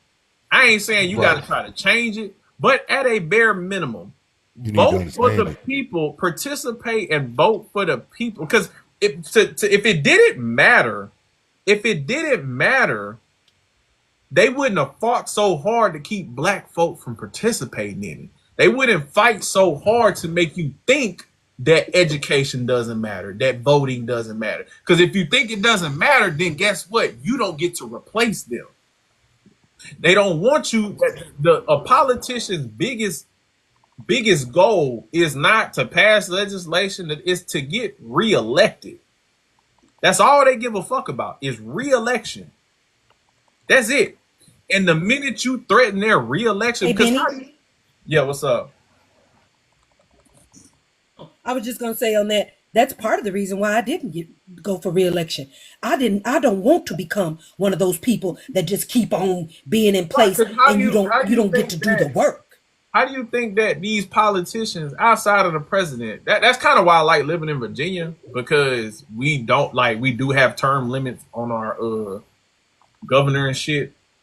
But why do you think these politicians are able to sit in these seats for so long and accumulate wealth? The same people been sitting there since I was a fucking hell. Some of them been there before I was born. Yeah, before that, some of these people been in office for several decades. 40 years. They lived. They was teenagers during Jim Crow, so they know. You know what I'm saying? So they want you to think your vote don't matter, because that's how they get to sit there and keep filling their pockets. That's how they can sit there and continue to rig the game and make and pass legislation to rig it in their favor. Because the more look at these kids, like I said, look at these kids coming up, bro. You got black kids who are sitting there saying Obama didn't fucking matter. They want you to think that. They want you to think that nigga being president didn't fucking matter. Because that way they will never have to worry about another Obama popping up. Only it Exactly. takes an uneducated person to truly believe that just because you refuse to participate, that's not going to exempt you from getting played. The game is still the game is still going on. You don't get to choose not to be a part of it. You're just not a player. Right. That's what I was saying earlier with Exactly. capitalism. That's what I was saying earlier with capitalism. I You're know it's not a not player, like you're a the pawn. topic, but we are living in this society, and unless we pack our shit up and go someplace else, we have to play the game. We have to find our strategy that is going to But benefit. it boils down to a Playing knowledge, it, though. Like, look, but the playing the game of capitalism doesn't just mean, oh, I need to start a business. No, Oh, no, no, no, everybody no. has to be no. I'm not saying you say that, Yeah. but there are people out there that the entrepreneur scammers. Oh, buy my course and start your business, motherfuckers. You know what I'm saying? Like, oh, like capitalism, like, because without no workers, you don't have businesses. Like, you need your workers. The problem is we've allowed them to rig it to where they're not taking care of the workers. People don't, because not everybody aspires to own a business, own LLC. Because I don't want to fucking sit here and, you know how hard it is to actually manage people, let alone be the sole reason why someone's food gets on their table and shit. I don't want to do that. I do want to make enough money to put some food on my table though, and take care of my family and buy a nice car, a nice house, go on a vacation or two. Like, I want to live, and I think most people just want that. And even the people that have businesses don't just they're not good business owners. Yeah. So But yeah, what my point is, even if you don't start a business, capitalism is outside of just being a business. Like you said before, sometimes people just want to work their job, work a good job, and support their family, take care of their kids, take care of their spouse, and just live like that. You know what I'm saying? But there are other people who want to have this great success to where they on the billionaire level, and I think that's part of the reason why we don't like the middle class is dwindling. You know what I'm saying? Because everybody's trying to reach up here not. instead of like I think maintaining. they allowed us to. They allowed us black folks to think that we don't matter to a sense. Like, because I mean, look at what we're doing to like Target. All of us standing together, and they lose $14 billion of market share just in That's like not a just month. correct, but that's not just for black people. DEI includes more than just black Yeah. people. There are plenty of people who are against Target, not because of their black, it's because they're affected by diversity, equity, and inclusion. Well, but I think he's saying in specific that black people specifically all got on one accord, and we decided that we're not rocking with that. You know what I'm saying? It's not that it just affects black people, but we made a collective decision as black people to not rock with Yeah, them. yeah. It's not us. It's not us that are really the problem, because they like to make it seem like us black people are the problem. It's not. It's really white people that are the ones that are divided, and the reason why we can't have any progress in this country.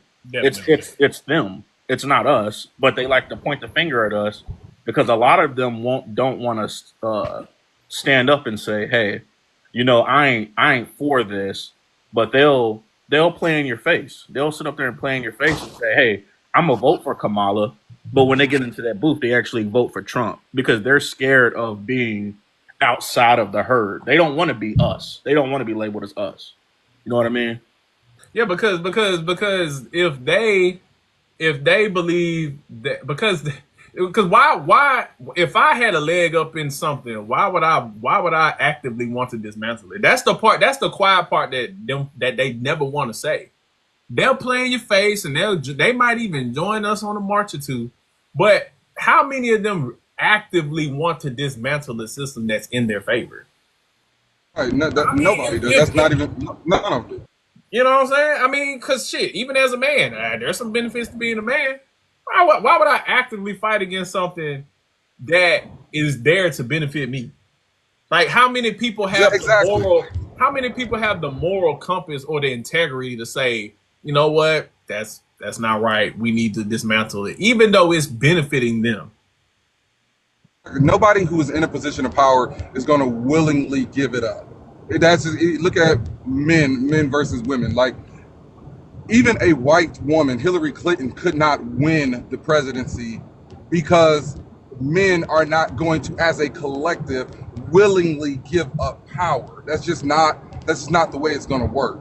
Well, in that situation when Trump was running against Hillary, it was a lot of white women that wasn't voting for Hillary, Yeah.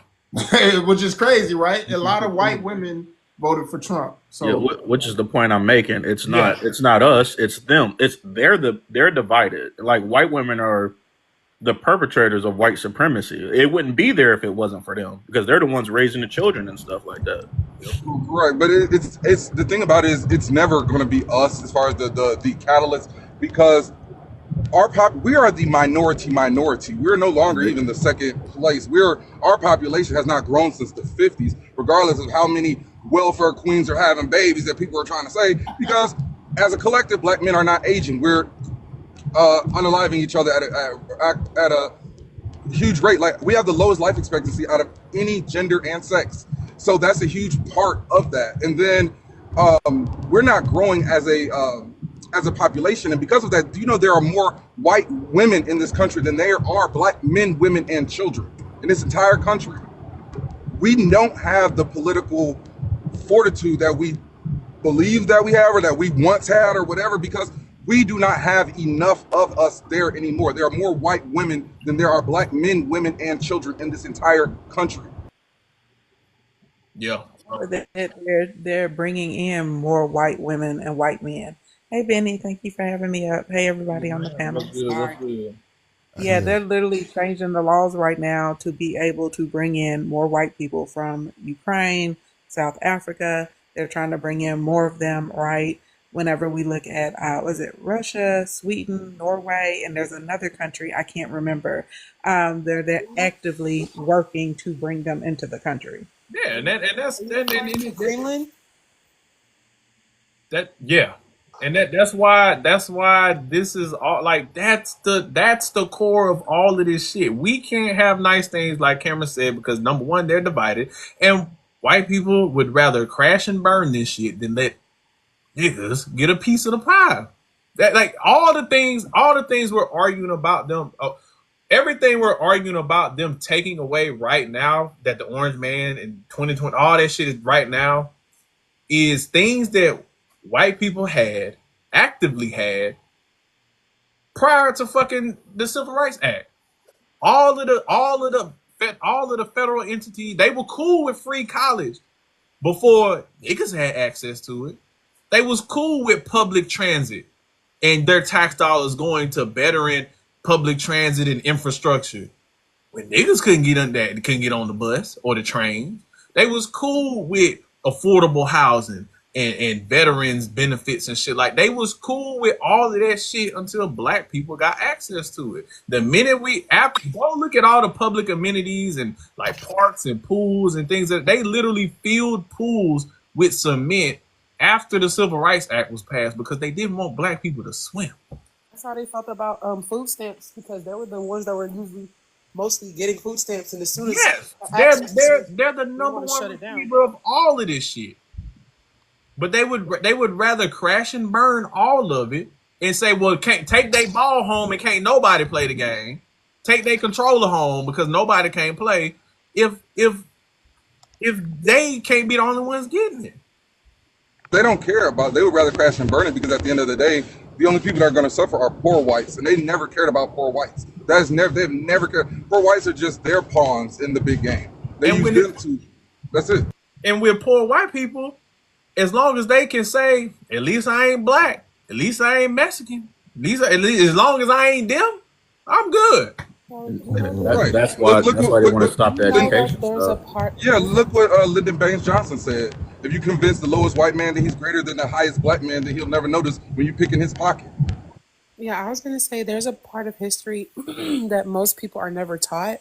And the reason why they were able to conquer land the way that they did is because they used the poor white people, put a badge on them, gave them some type of armory, and made them feel like they were important. And so their means of wanting to save their family made them do things for the guise of wanting to feed their children.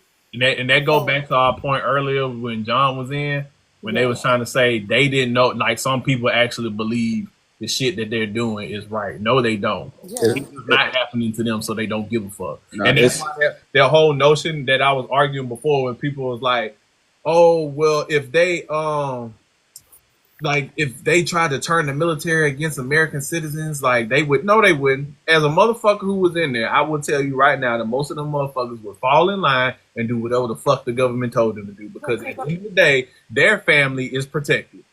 The military, the reason why Look at the schmazzies, the whole. now, They knew that was wrong. That they did it because they were just following orders. so the military is a perfect example of what happened that caused slavery to last so long, and other lands being conquered and colonizers doing their thing.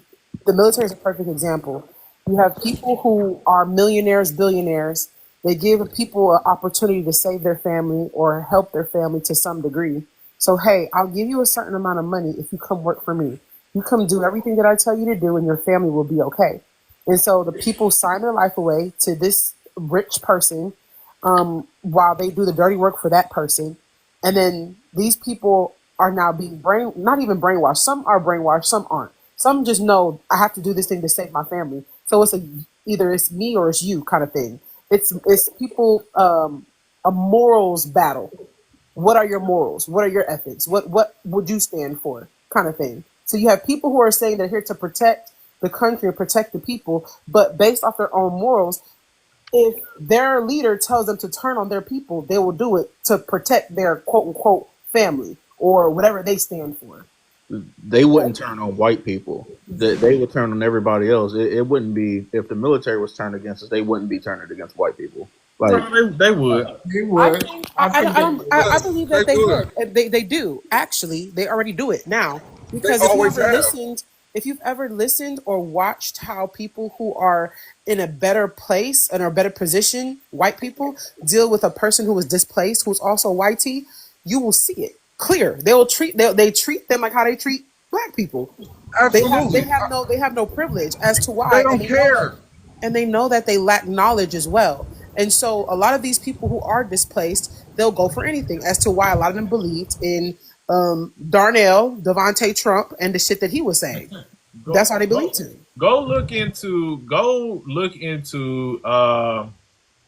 matter of fact, where is that book? Yeah, here it is.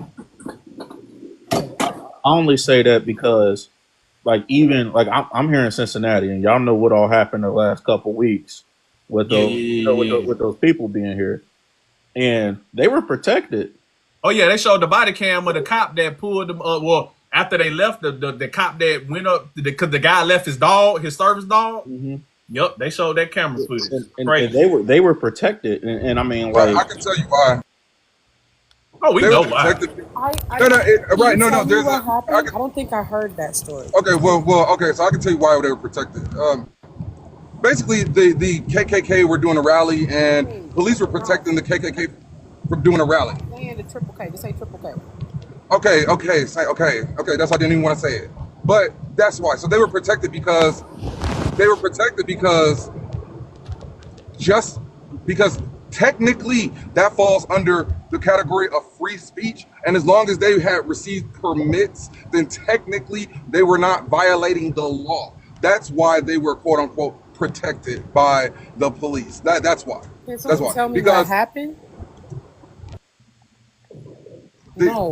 But before y'all go back and forth by them people, if you don't think that they'll go against their own skin color people, now these people were French, however they still was white. But it's a book called What Soldiers Do. Go read that, and it's about what the GIs did and how they operated when we went to go take France back in our occupation of France, and what they were doing to them people. Well, I don't even think it has to do with a different, like, they'll, like, I think you said it before, where it's like the poor whites, they will, like, if you don't have, somebody else said it, they use them as pawns. If they have to sacrifice a pawn, they're going to do it to get what they need. That's pretty much what it comes down to. I don't think it even has to be somebody from a different culture or country or whatever. It could be somebody here. No, And that was, somebody was like, well, they wouldn't turn on white people. Yes, they would. yeah, I'm just They saying. Yeah. always have. They always have. Like they look at what they do with the poor whites. They tell them, "Oh, you're fighting for your country" and all this other stuff like that. But they use them to propagate their agenda or whatever they're doing. Look at what happened with the Vietnam War. Then they came back, and then they have their white people, poor white men come back, and they're addicted to morphine. The government created heroin to get them off of morphine. That's why they named it what they named it. They said this is gonna save our heroes, everybody. It was marketed by Bayer, the aspirin company, and they gave it to their own heroes, white men, to get them off them, and they became addicted to that. Why you think? So, Why? and then don't come back from war. And then don't come back. And any veteran will let you know that it's hard as hell just to get your damn benefits. It's a bunch of red tape. They don't make it easy for nobody. They don't care. Why do you think it was? Why when they came back? That's why I'm like, it go once again. That's when people didn't know what the fuck DEI was, and I'm like, you're a veteran. Why do DEI? You're a veteran. The reason why they had to put legislation in writing for veterans, because when veterans came back from World War II, they weren't getting jobs because people labeled them as fucking crazy. They didn't have access to jobs. They was trying to apply for they didn't have. You had a bunch of guys that was overseas in combat, like doing shit, and came back and didn't have no skill sets to actually assimilate back into society because the manufacturing and the war economy had shifted our entire industry. But they didn't know how to do nothing because they was fucking in combat. So they had to push the VA bill, the GI Bill, so they could go back to school and learn a trade or learn a fucking anybody. If you watch the Pacific or Band of Brothers, they'll show that. It was the Pacific when old boy, like the last 2 episodes when he came back from Okinawa, and he walked into that job fair, and the lady looked at him like he was fucking crazy. She was like, "Well, what's your resume say?" He's like, "Well, I was a borderman. I blew shit up." And she looked at him like he was fucking crazy. So, I mean, So my question is, how do we move forward from this point? What as is, far as what? I mean, as far as everything discussed, like with the situation in the government, how it is. And I mean, it has to be a shift in the mentality of the people, like white people. It honestly, there's nothing black people can do. Like it sounds like it's not our job. That Like part there are more of them than it's like we don't control this system. at all. We don't if you could give a vote to every black person, woman, man, and child, we still wouldn't be enough to shift the political landscape. They have to be the ones. I disagree, though. The reason I disagree is like, yeah, of course, voting and all that stuff. But basically, the black dollar, I think we don't control the black dollar enough. I'm telling you, bro, the black dollar ain't got shit to do with this. I mean, it does. I think it absolutely does, because I think if we, like, as one accord, like Bill was saying, as far as Target and stuff like that, even though that's a whole different situation, if we got on one accord and we understood where we're gonna put our money, that's how we used to be. Like The black dollar, bro. When they use it, when they say that, Hold on. Let them $7 finish. Let them finish. no, so that's I think we underestimate how much power we have. So when you say that's how we used to be, what are you referring to? I'm talking about how we used to keep our Segregation. money within our community. Like they said, the black dollar doesn't stay in our community. What, like for like 5 minutes or something like that? When other Why doesn't it stay in our community? Well, because we as soon as we get some money, we going somewhere to buy spend it with some other company owned by some.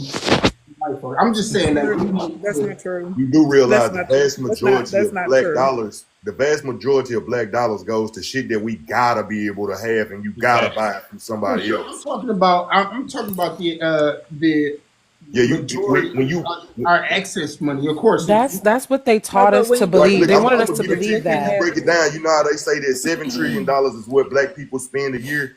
know what I'm saying, that goes out of our community, probably about 3.5, maybe 4 trillion of that goes towards rent, lights, water, food, shit Necessities. like that. Yeah. It's not as So, much as they make it Sean, I sound. know what you're referring to Correct. because they speak to that when it comes to how the quote unquote Asian culture handles their money and how they divide it. That was bullshit. It was a bullshit ass statement that they said. I've heard it. It's not true, right? It's not. Black people. Okay. Explain to me how it It's was not true. okay. So it's not. It's not as potent as Well, you think I it actually is. can. I studied economics. That's what my Oh, degree is Yeah. in, is in Go. finance, and that's the area I work in Yeah. every I'll let day. her explain it then. I So don't got no. I ain't got a degree.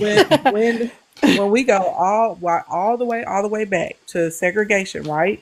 There was a time that the black dollar stayed in our community because we were able to build our own economies, and a lot of people seem to forget that Right. these white people came in, they blew And us fucked it up, up. they set us on fire, they built freeways over our communities. They purposely was set when you start looking at the actual infrastructure of the United States with roadways, bridges, overpasses, underpasses, how they would strategically place the hospitals, make it difficult for black Far. people to be able to get food in and out, right? Even if you go all the way back to enslaved days with 40 acres and a mule, when they promised the 40 acres to black people, which, let me be clear, was trash swampland, but black people were still able to figure it out. And the reason they were willing to give that to black people is because all the white people were going down there and they were dying of malaria and they couldn't handle the heat. Okay. So then compared to, right, which remember they went and yanked it back whenever Andrew Johnson got into office, compared to these other programs that they built for white people to go out into the Midwest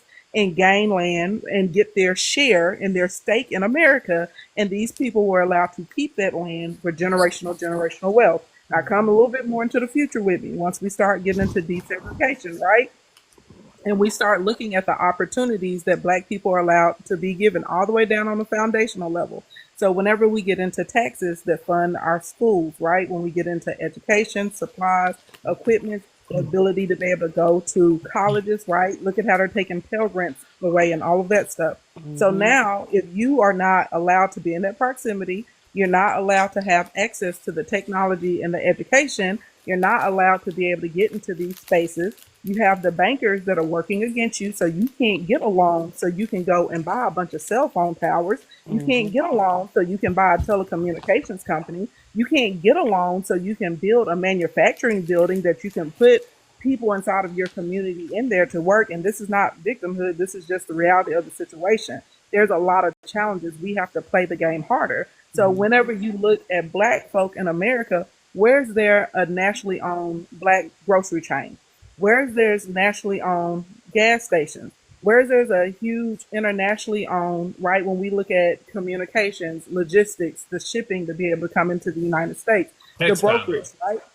Right, textiles. You can go on and on and on. There's not black people there because they literally blocked us. And when we were on the way to building our own, they would come and bomb, destroy, and flood us literally. So you don't have a lot of black people out here just spending irresponsibly, right? If we go back into around, I think around 1991, where you still actually could afford a home. And when you look at the actual household income of the average American, at that time, the American dream was less than the average household income in America. Right now, the American dream costs around 84,000 and some change. The average household income for American, black, white, Asian, whatever, and remember, black people, we skew under white people, is at about 74,000.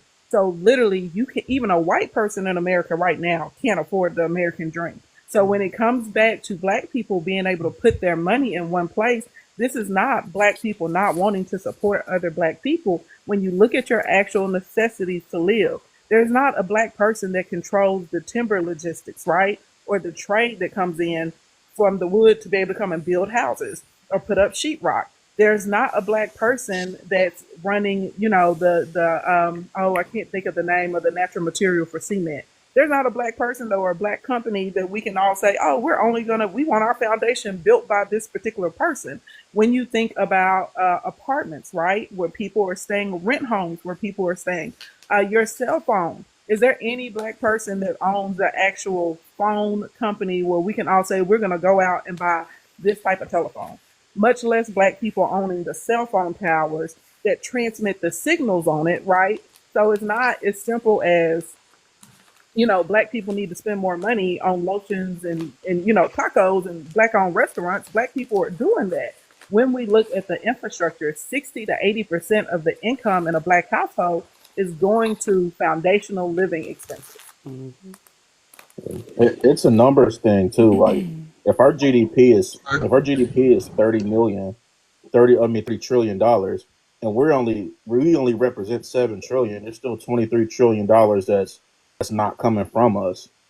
So like although our dollar does matter to a sense in certain places, you know what I mean? There's like what 120 million more white people in this country than there is of us. So I mean, we just make up a very small minority of it. And when you were speaking on like Target and stuff like that, and a lot of Okay. people believe, a lot of people believe that it was just the black dollar as to why Target is going through what they're going through right now. It's not. It was women. It's women, all women. And that's why it's It's all important to type of always, women. it's always important. See, and that's why my wife always say white women. You said what, Chad? No, but my wife always say. I was saying that it's You I said can't what? hear you. That boy in the car. But my wife always say that white women have pulled the biggest fleece over people, making it always seem like they're the victim in this shit, and the whole time they're the likely catalyst of all this shit. When they decide that they don't want to do something, there's more women than men. Period. There's more white women than white More men. white women. Yep. Usually, those guys, and this is another thing that always is funny to me, right? They And try to another thing. paint. First of all, they always try to paint white people as these meek little creeps. Have you ever really been Demons. around a white? They be trying to make black women seem like they just so aggressive and shit, right? Which White I mean, women are black women aggressive. have White women are extremely aggressive. they're passively aggressive.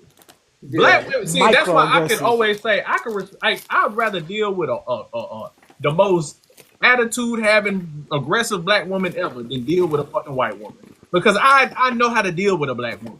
I know that's the enemy. I know that's the attitude that I know. I grew up around. I know how to navigate. I know how to calm down. I know how I can deal with it. But a fucking white woman, bro, have you ever been around a white couple, a white Scary. married couple? They fucking hate their husbands, and them to paint white men like they're these alpha men that walk around and run shit. Their women run them. That's the snake they was talking about in the hard, garden.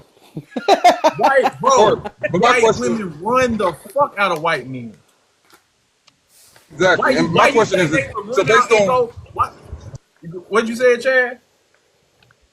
my question is based on everything that that the young lady that the woman had just described on all of that, as far as the black dollar and all of that. Being that we know all of these things, why don't more of us just have life insurance, real life insurance policies? Why? Because we know that, we know where we stand, but we still would do things like not have life insurance. So can we be When realistic you're though? literally, Can let's be realistic though. Have most or most only have enough just to bury it. We the can afford it. no, everybody cannot. You can, but everyone cannot. By No, the no, time no, people no. hold on, not everybody can afford it though, and No, I'm being fair. No, I disagree. no, I no, So no, if disagree. but that's then, the on case, one but hand, wait, y'all if want to say the that's black dollar is so much that we got all this money from, oh, and I didn't get to my second point. My second point was, okay, so we don't have life insurance, and then how many people don't even bank with black banks in their own city? Atlanta has tons of, so it's just like, we But can't really say, hold on, Chad, because so how much I think most now if you want to say the health requirement might keep black people out, and that's the way to keep black people out of life insurance, yes, I'll succeed to that one. But the affording part, I disagree. How much do you think like a basic $200,000 life insurance policy costs? like $20, $5, $10, Yeah, maybe even $20. right, and niggas spend more than that at Chick-fil-A. Right. That's Spend more than fair. that on a Niggas 3-5. spend more than that on weed. You up, bro? A nigga will find any which way to find some fucking weed. But you mean to tell me they can't afford a $10 life insurance policy for 150 Hey, grand? It's say not the health. It's green. not the health Don't say that either, word though, no more. Benny. It's not the health because I'm in Club Big Bro, Back. I Okay, know it's not the health. and I got all kinds of Exactly. policies. Them So people, they and Exactly. then a lot of if you got car like US, like there are banks and stuff that sell insurance that will sell you a life insurance policy just so you can get other shit. So and then they'll waive the fucking they'll do the like cause mine are set up to where I got short term, but after the short term is over, I can roll into full term, but I don't have to get another like health assessment. So it just rolls right in. And mhm. my kids have theirs is set up like that. So when they turn 18, they don't have to get a health assessment. They can just roll right into their own policy. You know what I think the A problem lot of Right. is people's jobs about give them So life Well, not people? the insurance like problem. too. Me and I black think affordability. the people. problem is are not educated Right. on So to it, say affordability, and so there are trying to say affordability No, is I crazy. think, but To try niggas to try and say don't. affordability. so It's crazy. it some okay. So my thing is this: a lot of things exist at one time. I get that. I can put to the side the affordability part, right? And I'll just focus more on the lack of education. A Okay. lot of people do not have the education for what life insurance is, what it entails, what a short term or a long term. They don't know what that is foreign language. And then when you do have people who are talking about the life insurance or whatever the case may be, when I go up on social media and I see people talking about it, it sounds like a scheme. It sounds like a scam, right? It sounds like a person Some just trying are, to make some money, are, some right? are. And so it becomes it's very difficult, and I have to be honest. So it's very difficult for people to trust when they know that a lot of people are just doing it for a quick money grab, and they're not really wanting to educate. And black people You, be scared of being scammed. So What? even if it But is just I there's think two that's an no dollars there's or excuse. no That sounds direct ten like an dollars excuse. That's or only an excuse. okay, I get that, but it still is a part of it. A lot of If we can go people do it online as a and research how scheme. to like buy like shoes and cars and all the You other shit that don't matter, just Yeah, do right, but who? research. You could But my do thing is right. this: because a lot of people credit don't know unions where give to Hold you on, go, hold life on, hold on, though. hold insurance. on. Let her finish. But a lot of people don't know where to go. They don't know that they can go to their bank and ask for life insurance. They don't know that they can go. You know what I'm saying? Like, and then you have individuals who are selling life insurance, and you I, want to support a black person, but then they might be a part of a freaking pyramid I'll scheme, tell and you you, don't know about it. I'll tell you this, Rose. People, Coach, people want to get scammed because in 2025, when you have a literal supercomputer in your hand, if you want to figure something now, if you want to get a general idea of what there is no way to just be illegal. Like there's no way to just be that dumb about something in 2025. If you don't want it, that's because you don't want it. Like there are people with all the resources and tools we have that still walk into car dealerships and get finessed, that still don't even know, like don't even that walk into a car dealership and don't even have pre-approval from their own financial entity and will still go in and finance with a dealership that without using it as a negotiation tool. Just walk in and be like, I'm here to buy a car. In 2025, where you can literally buy a car off your fucking phone and walk to a vending machine and your car drops to you. Like You, that, it's these the lack of people, education. no, it's the lack of wanting to know But how to how do. would you? Okay, so my thing is this: if you have parents who don't know anything about financial literacy, right? Their parents never taught them. Their parents never taught them. They come from an area where the schools are not teaching it, right? Because mind you, most schools, especially in Black communities, they're not teaching financial literacy. They're not teaching about any of that right now. They're not even teaching kids about Most white people don't even I know. have to no, call yes cap they on do that. though. They don't want to know, and I'm gonna tell They you why. they're I not. teach for But wait, free. but wait. I've been teaching for free for a decade. Okay, if I get on TikTok every Wednesday, I do Wealth Wednesdays. Okay, I'm gonna average somewhere in between on somewhere around 100, 115 little people on the eyeball man. On a good day, we may have 350 people in there. I'm not charging a dime. I'm breaking down all kinds of stuff for people: land, business ownership, how to use the tax code, what's changing, what you need to buy, lower tier investments, how to get index funds, all of that, right? When I get on these apps, I have something else we do called community conversations. And community conversations are a lot of bullshit, okay, if I'm being honest. We might be talking about old girl that was with the throat spray in Atlanta. I'm Yeah, not joking. my chat man is going to have anywhere from 700 to 1,500 people in there when we're on BS. So it is a lot of our people. They don't want it. It's there. They just don't want it. It's not Yeah, I think entertaining Feminine, to I them. I have think to it be, comes. but my thing is And this, right? it's And funny. It's I'm funny looking how at adults. this. Let her finish, Chad. I'm looking at this from a larger scale. I appreciate you doing that, Miss Feminine. I just followed you so that maybe I can drop in and share the live to people who I feel like would probably need it and may be displaced. I appreciate you for doing that. However, there are not a lot of people who are doing that. And there are a lot of people that are giving bad information to Black people on purpose. There are states who are not teaching even a little bit of financial literacy. When I was in school, they at least taught us what a check, how to even write a check. They're not even teaching kids what a check looks like, how to write one, nothing. Bank statements, nothing. They're not teaching any of it. And so now we have not only our the generation prior to me weren't learning financial literacy. Now my generation and the generation to come is not learning financial literacy. And I understand, yes, you can Google it. Okay, you can look it up, blah, blah, blah. I get that. However, what do you do with the children should be taught it?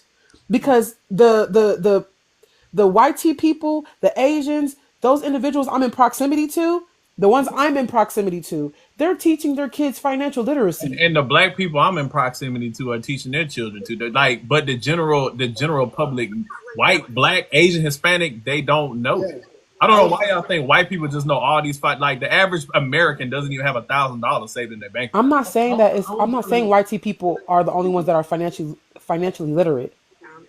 I I'm was not just saying that gonna at say all. that. I was just gonna say that I think it's like, first of all, we live in, TikTok. The majority of stuff on TikTok is, like she was saying, the BS. You know what I'm saying? When we looking at TikTok, depending on what's your For You page, of course you can tailor your For You page for you. But if you looking at all of the, like she said, the little throat spray lady and all of this foolishness, that's what's gonna pop up. And then you might not be somebody who knows what to look for. You know what I'm saying? If you're not following the right people I on think I think that everybody like I think y'all giving a little too much credit to people, because it boils down to people. There's a lot of people who just don't want to. They just don't want to better. They don't want to do Thank it. you. Even if the perfect, the non-scamming, genuine person showed them exactly step by step how to do, how to get, how to like. You don't like. We talk about financial literacy as if it's like some magical, ethical, fucking mystical being. Like financial literacy, like something as simple as save your fucking money. You can't even have financial literacy if you don't even have the income coming in to save money. That You part. don't, so how about we skip financial literacy and just number like you got people that can't even save $100, and you talking about financial literacy? They don't they money burns a hole in their pocket. Mm.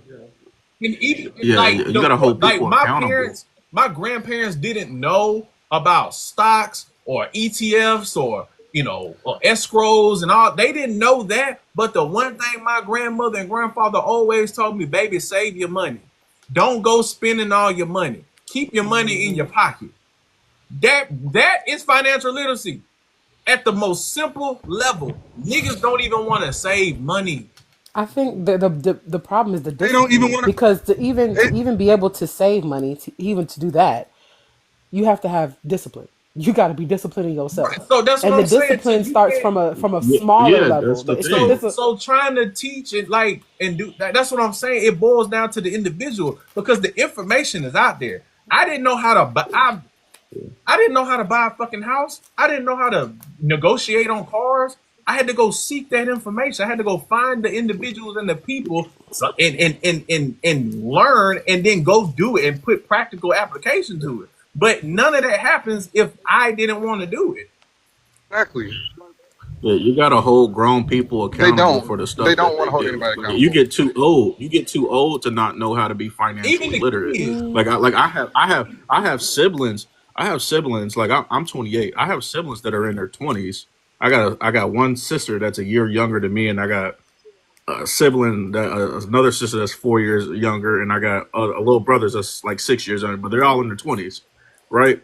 But at some point, you have to realize, like, okay, I need to start saving money. Like, how am I going to afford rent and all this other stuff if I'm not saving my money, but I want to go buy weed or alcohol or other stuff? Like, that's stuff that you have to be accountable for. Like, I can't just teach you this if you're Yeah, not and you don't accountable Well, for can we be and you don't honest purchasing. even though? gotta have Because all I this guess I financial guess literacy. for me, where I'm looking at it is from okay, we get past the people who don't want to learn, right? So let's talk about the people who do. Okay, because that's where my mindset is. My mind is I'm not about to focus on the people who are not looking to learn, who don't care to learn, who don't want it. How about those people who do want it, but they don't have the finances to even do it? If you look at people's the budgeting, just breaking down the amount of money that they're spending, that alone eats up at their pockets. There are people who, if you look at their income to the amount of money that they're spending to survive, they don't even have enough to really eat for real. And then they So have a government system telling them that they make too much for just government assistance for food boo stamps, hoo. much Boo. less. Okay. What do you mean We boo get it. hoo? Agree Because with we that know logic. all of this exists and it's just like when is this gonna end as far as this whole woes black people? Like y'all really make us sound like we're just weak as shit and we can't do nothing. We don't have no we cannot do anything. Y'all really make us sound weak as shit, okay? Like you don't have to have no damn financial literacy and no high education to know to damn have some damn insurance. My granddaddy was born in 1933, and all he did was go to work and come home and get drunk, and that's it. And he was not an amazing father, none of that, but he had a damn life insurance policy. He made sure he had that so that when he passed, my grandma was okay. The family was okay. So like y'all really make it sound like it's this convoluted high thing. Like they had 6 damn kids. They was poor. Like Can I say something? all he did was have an insurance. Like people don't have insurance because it won't benefit them. Okay, let's get to the root of it. Motherfuckers don't want to carry insurance because Hey, look, they I only care gotta about go, shit that's going y'all. to benefit themselves. They only care about shit that's going to benefit themselves. Can I If say that something? insurance policy that they I gotta were go, y'all. I just carrying would wanted to say benefit their thanks for own pockets, then they would do it. I just wanted to say thanks for letting me up. I gotta go, but Oh hey, yeah, this yeah, is a yeah, for sure. conversation. I'm gonna follow all of y'all. All right, big dog. Appreciate it. Yep. Can I say this? As a person, between me and my husband, we have 3 properties that are over 10 acres. Hey, And one of those properties is in Mexico. Okay, we we don't live like crazy, like new cars. I drive the same old beat up van. Don't give a fuck. I utilize my money, and I had to be self taught. I utilized what I had. So if I'm buying sodas at the store instead of discarding cans, that I know I can get money back on that investment of myself, I can utilize that, and maybe I can save that for the year, and what I get out that for the year and reinvest it in something I want or need. We get black people, we get income taxes. What do we do with that money at that time? There's a reason why in the first 4 months of the year or so that the interest rates go up on cars, because they know that money burns a hole in our pockets. They play on that. So if you're aware of your environment, you are able to maneuver through it.